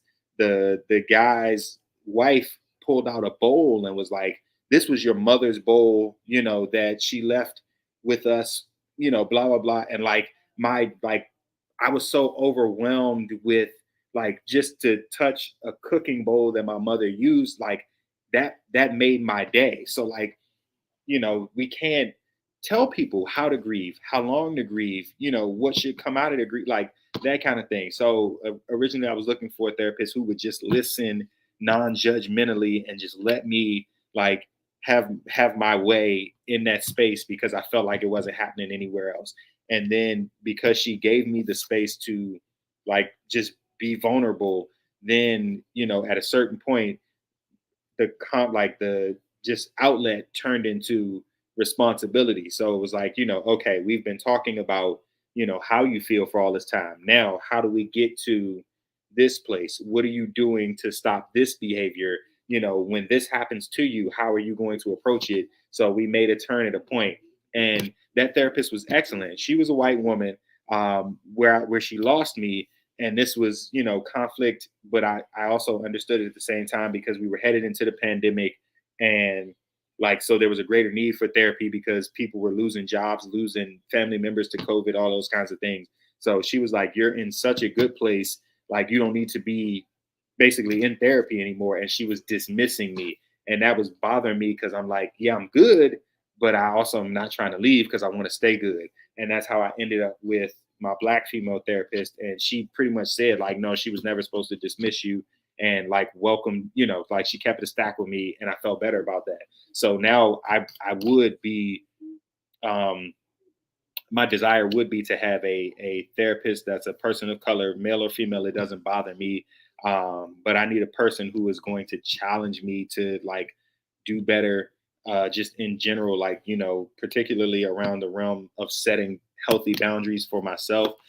Because I think I'm still particularly weak in that area. I'm doing better, but like, I tend to let people get away with a lot of things. So like challenge me in setting healthy boundaries, and also self-care, because again, like I said, we're constantly pouring out and not doing as much for ourselves as we should. So like those would be the biggest things that I'd be looking for in a therapist now.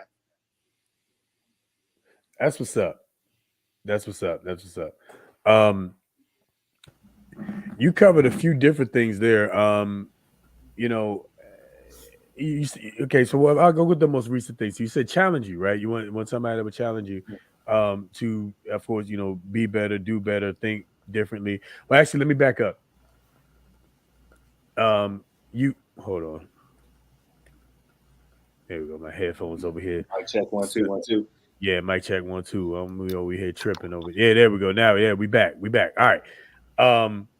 So you said that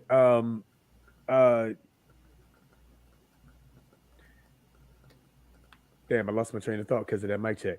All right, well then I go back to the original thing I was first about to say then.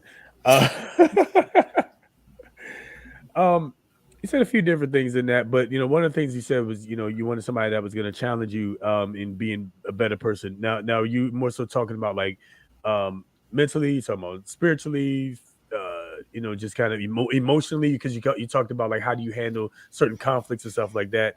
I'm trying to help narrow it all the way down for anybody else who may be struggling to find a therapist. Maybe you can borrow some of these ideas.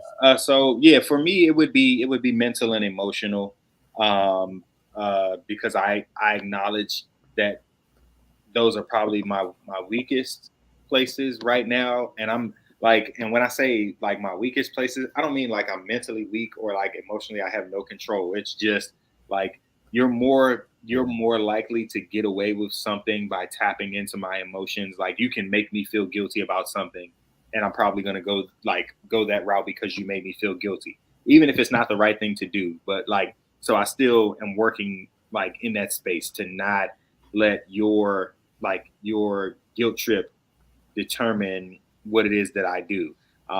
So that mental and emotional part would be the biggest thing for me. Like I feel like my spiritual life is a ton better than what it was. I'm doing more devotionals than ever. I know I'm working for church, but I'm still in church every Sunday. And like particularly during the pandemic, I think that's where a lot of it grew, because I just like we traveled so much that you only had time to do your church stuff.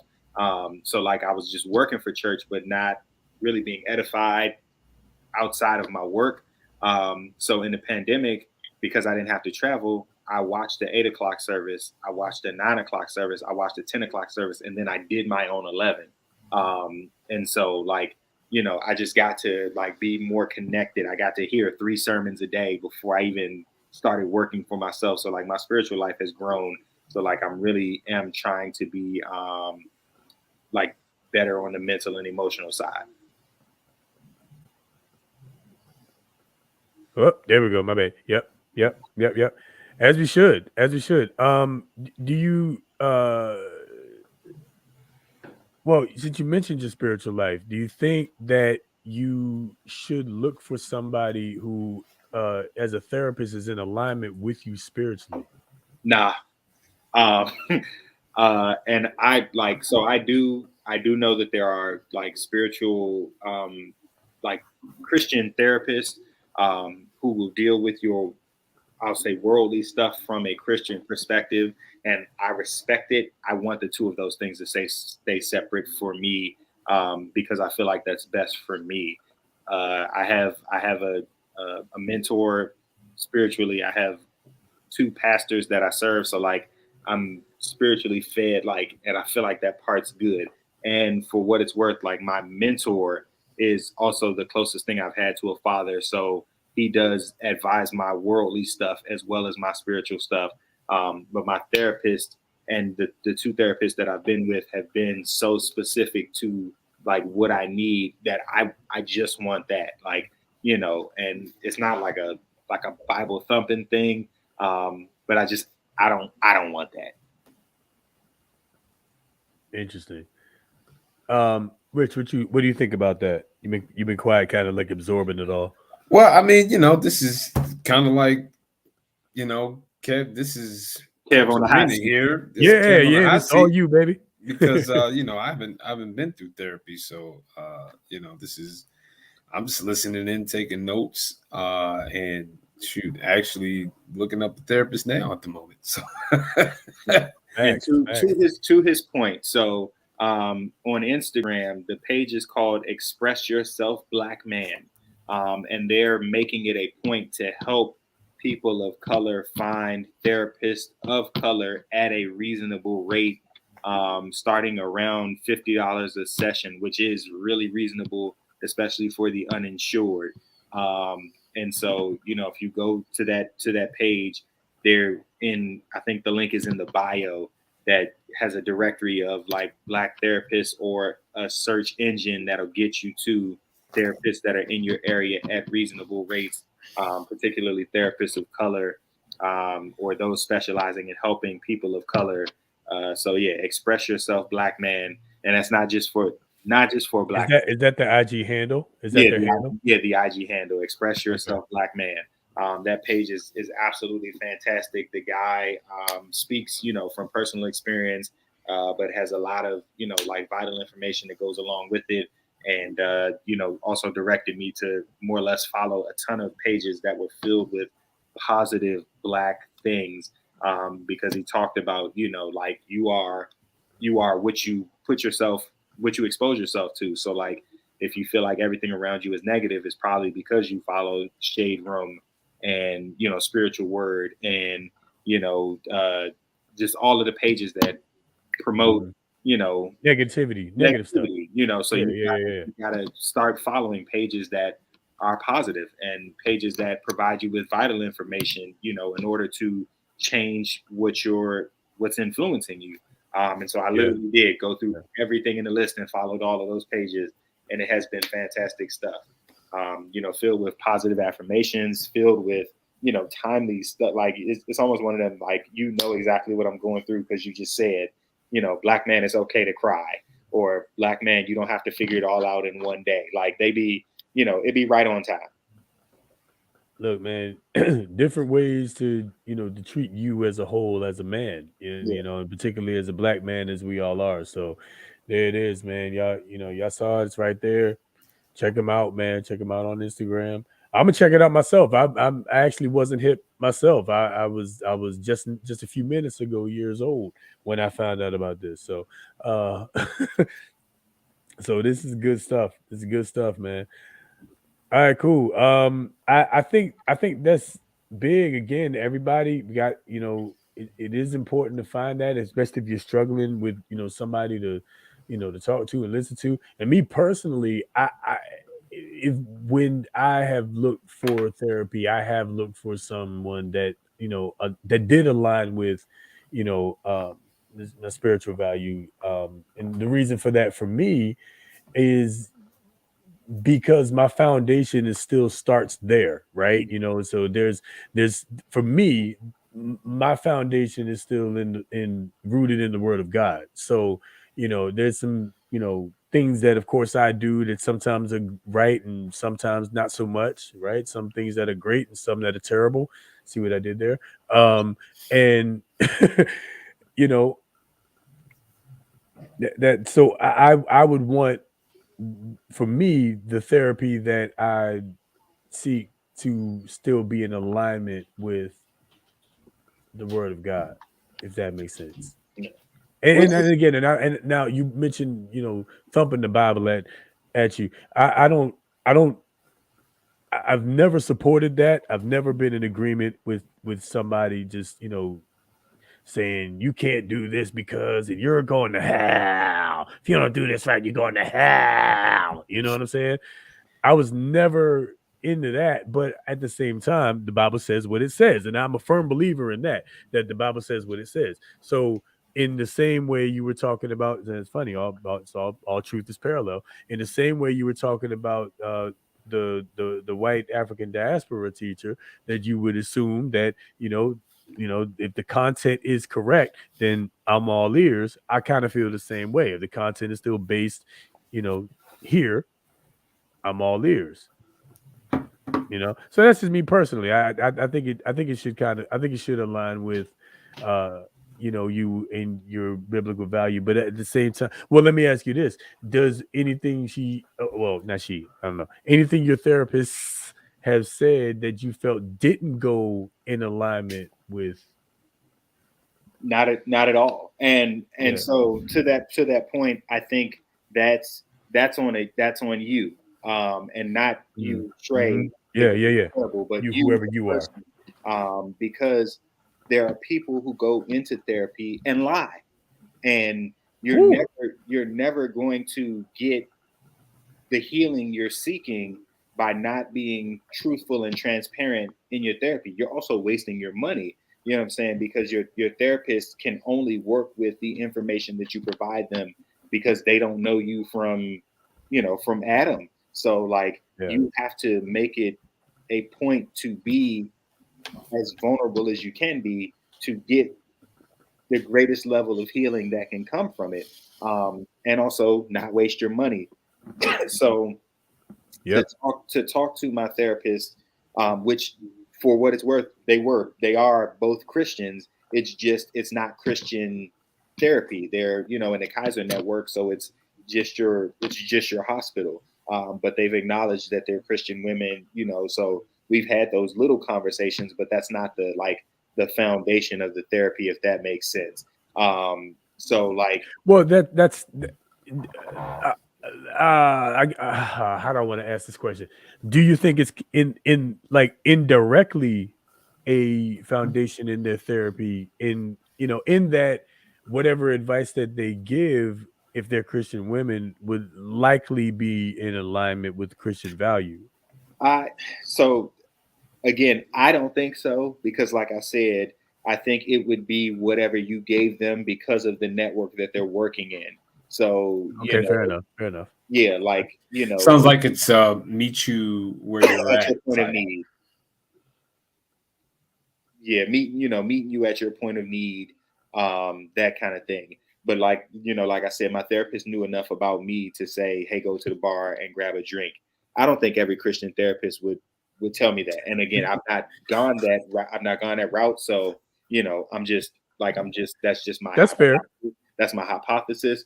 But to understand me, what I'm saying, she didn't say go get wasted. She just said, I know it's been a time for you, and I know, what you said is, I mean, Jesus drank.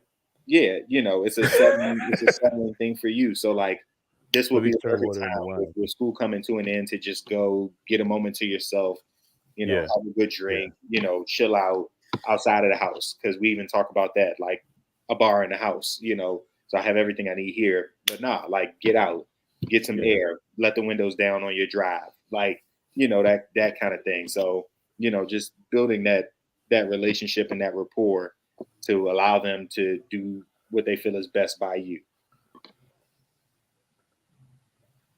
Facts. Yeah. I got no argument, man. I got no argument at all. I think that's good stuff. That's good stuff. And I think it's interesting that you keep mentioning they know you well enough to say, hey, go do that, hang out, chill. And again, just for the record, Jesus did turn water into wine. I'm just saying. The first miracle. Keep the party going. But that I think that part is important too, that they know you well enough to tell you to go do something that you'll be able to do in a healthy, enjoyable way, responsible way, of course. Like she wouldn't, like you said, she wouldn't tell you go get wasted. She wouldn't tell you go shoot up some hard drugs, nothing crazy. Yeah, you know what I'm saying? She wouldn't tell you go do nothing crazy like that, but she'd tell you go enjoy yourself. Enjoy yourself. You know what I'm saying? It's a celebration, bitches. It's a celebration, bitches. No, I think that's good. I think that's good, man. And so now let me ask you this. Where do you think you would be had you avoided going to therapy? I there are so many. I like there's so many answers. I'd probably have I think I'd be Nick Cannon.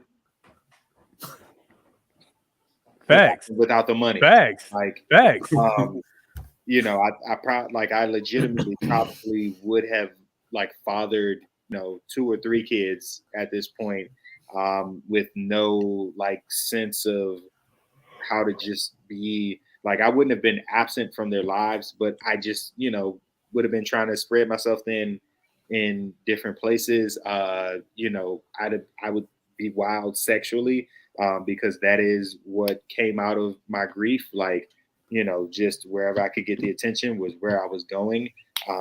It didn't matter. Like, I would drive to it. It would drive to me, that kind of thing. So just my impulse control, it would not have been controlled at all. Because those were the things. I would probably not be financially sound, because, like I said, I spent most of my time at the bar, just to because that's where I found my solace. But it also was quite expensive, to just constantly be there. And I think ultimately, eventually, it would have started to affect me in the classroom, just because I had levels of anger. And so, at a point, and I think this did happen right after my mother passed, with teaching, but I spent, I want to say 3 days at home, which granted, everything about it was unfounded. I was on paid leave because a student accused me of like assault, more or less, which I grabbed the boy by his coat, and he had on one of the big puffy coats, but I grabbed him by it because he clenched his fist and, gave me one of these, and I'm not about to wait till you hit me. So soon as he clenched his fist and, a little bit, I grabbed a hold of him and just had him.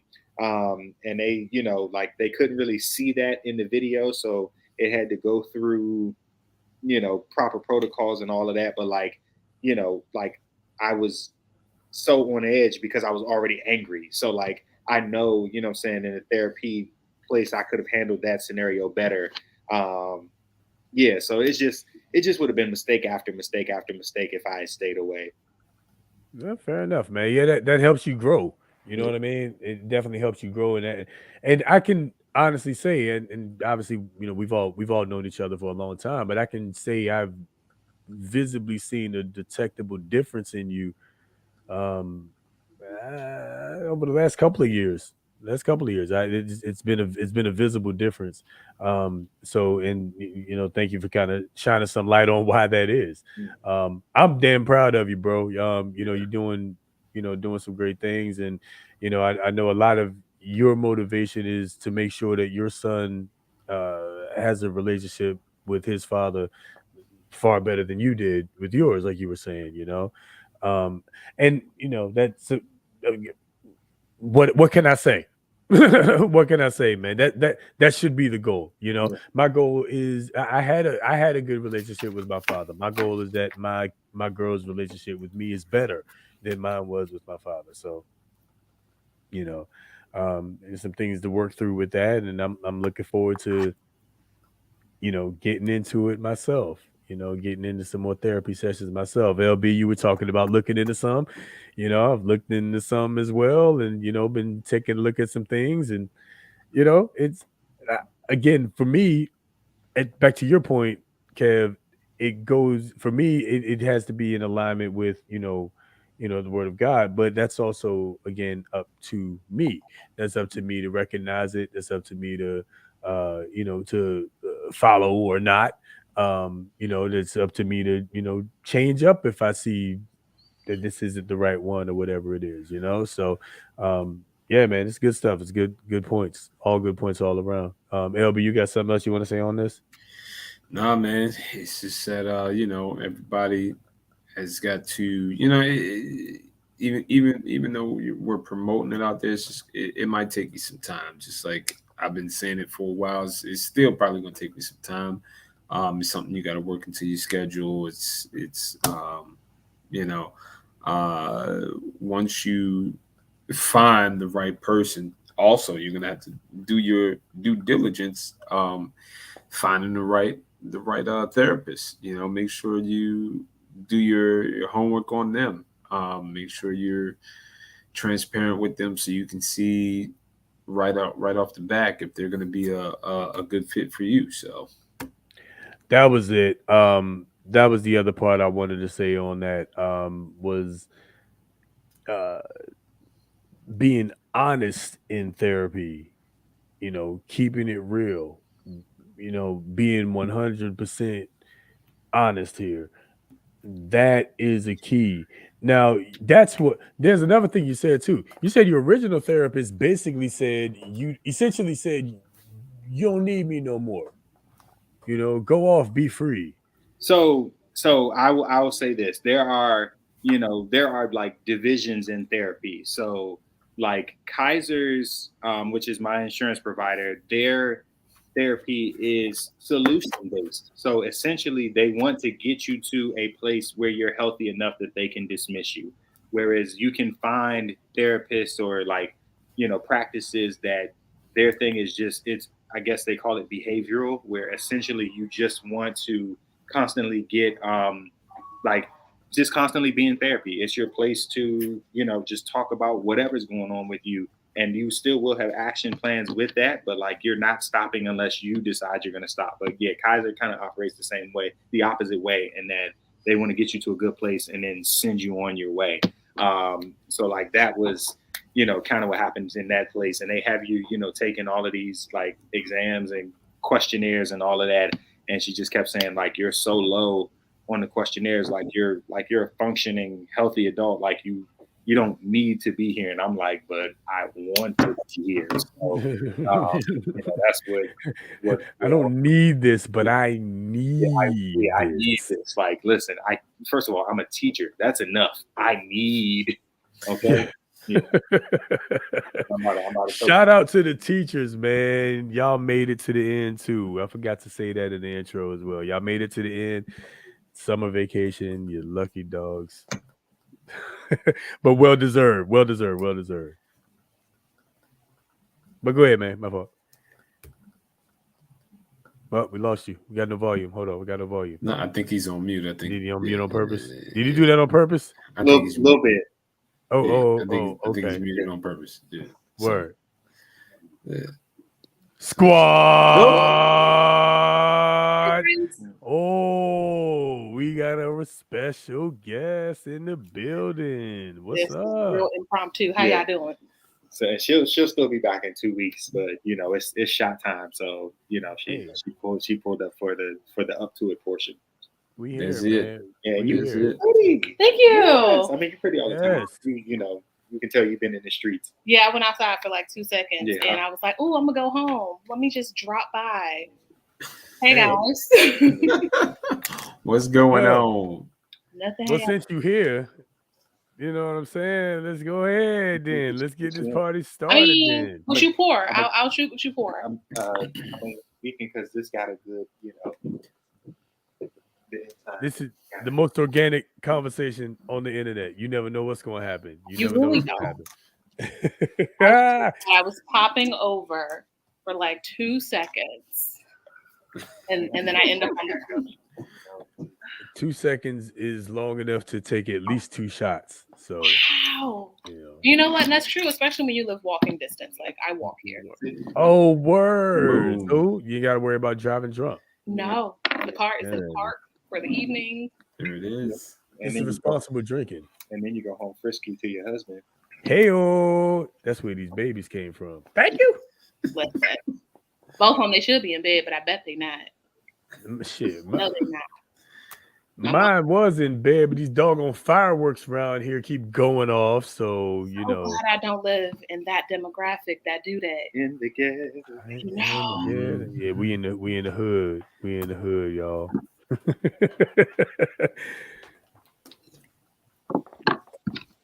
That was smooth. Fantastic.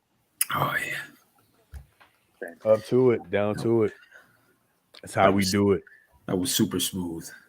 Super smooth. I see LB. You got the purest of the clearest there. The purest over here. Yeah. Purified. Matter of fact, I'm gonna take another one. Hold on. Oh man, this guy's taking him to the head, man. He's an animal. He's a wild man. The He's whole a bottle. wild man. We're gonna The whole bottle. Taking it back circa 2006. So this has been a hell of a show, you know. Yeah, for sure. Hey, look, we got your blog there, your site, your website right there on the bottom. Kev mentioned it earlier with the shirt. Show him the shirt again. Yes, my parenting style somewhere Boom. between I and oh well. Yes, Heavy on the oh well. Heavy on the oh well. Listen, we don't let these little humans stress us, and we don't stress them. Listen, are you killing yourself? Okay, just doesn't really seem dangerous, so we're gonna let it slide for the sake of everyone's sanity. Word. It's like, but did you die? Are you dying? There's no blood. There's no bumps or bruises. I think you're fine. If you say you're fine and I say you're fine, we can agree. Cool. Kids are built like battle tanks anyway. Yes. Because they don't break their falls. That's what, they just let it happen. And that's the safest thing you can do. Yeah. Like we were talking about with Tinkergarten, they gotta learn. Oh yeah. And they do learn. They gotta learn. Thank you, Fee. I'm glad to know that it's not just here. Because here's a question: where they get these fireworks from, as illegal as it is in Maryland? They're literally in Giant. They have roadside, roadside stands set up everywhere right now. This is crazy. They're peddling that stuff. Did they suddenly become legal and I just missed the memo? Nope. Because I'll go get some. They at Walmart. They at Walmart? At Walmart. Wally World. But Harris Teeter got a few. Where was I last Sunday? Giant. Sam's Club. The world has got them. Target. I was in Target today. Target got a little stand, little kiosk situation. Right by customer service. Sure do. But aren't they? I think it's the type. I think it's the ones that go like a certain feet or something, and the Roman candles, of course. And okay, it's nothing that goes off the ground. It's right. something. Okay. Well, they still have the ones that go off the ground, but I think it's like a certain feet or something off the ground. They can't rock its red glare. They got it. What I'm saying is these cats out here got doggone rockets red glare. They went to Pennsylvania where they got the good stuff. Or drove to DC. No, it's illegal in DC too. They drove to DC. No, Pennsylvania really does. They have like really good fireworks for the low. In Big Fat. They ain't but an hour from here. They ain't but about an hour from Baltimore for Pennsylvania. Straight up 83. You can race. I've literally watched police officers sit in the parking lot watching other people's fireworks. And they didn't leave until people started coming to watch folks' fireworks. Then the police just left. They don't really, I can't say what they do in other areas and demographics, but the demographic that I'm in, they went on about their business. They didn't harass nobody. True. Maybe no. Yeah, they ain't harassing nobody here neither. So ain't gonna harass nobody. For what? I mean, they're gonna do it. They're clearly gonna do it anyway because it's clearly and obviously illegal AF. And yet, every night, the same thing happens. So, I guess they've already decided. Man, screw it. I'm gonna have to run this episode back. I missed it. I was outside tonight. That's all good. We had some good stuff. The comments were getting it in. I'm looking. I'm some good stories. You say what? So I've been looking at the comments over here. I'm like, the comments popping. Yeah. Big shout out to the comments. The comments always make the show better. Y'all straight up. You guys that are here with us live, y'all make the show work. Y'all make the show work, man. We appreciate As an additional element, we really appreciate y'all. So, tell y'all friends, man, get more people interactive out here. Yeah. All right. Well, was that it? I think that's it. Was that it? Yeah, I mean, we'll be back in 2 weeks. Yeah, that's it. Yeah, that's the last one. Dang, Yeah. we hit that. We'll We hit break that. down the blog when she comes back. Yeah. Not next week, not next Friday, but the Friday after. So what's that? The Friday after next. That was a great Friday movie. after next. That's That's a great movie. Ooh. So I will not be back on the 8th. I will be back, however, on the 16th. We've had date night scheduled since like March. Do Child it. has been secured since March. You better date night. secure it, and do it because that is important. Matter of fact, let me write that down because that sounds like a topic. Date night. Protect Date night. date nights. Protect date night. Date your spouse. We even had childcare secured since March. Oh yeah. I'm going on that. You know what the plan is. Mm-hmm. Yeah. So I won't be here. I'm gonna be doing what grown folks do. Big facts, as you should. Setting off your fireworks. Netflix, Hey-o. are you still listening? Are you listening, Netflix? No, I'm not. Good stuff. So everybody, we will be back up to it, down to it. We'll be back again on the 8th. And then we're gonna have Miss Rashada on here. She's gonna talk about her site and all the stuff she's got going on in her life after date night. The week after on the 16th. Date night matters. Date night matters. Marriages around here. LB, write that down, yo. That's the topic. Right Already done. You already on it. My guy, man. That's what I tell you. All right, guys, man. I think that's it, man. Make date night great again. Make date night great again. Make men again. Somebody define women again. Oh wow. Those are the things that I need to happen. Yo, we out of here, man. We appreciate everybody for coming through again. We love y'all, man. Y'all be safe. Peace.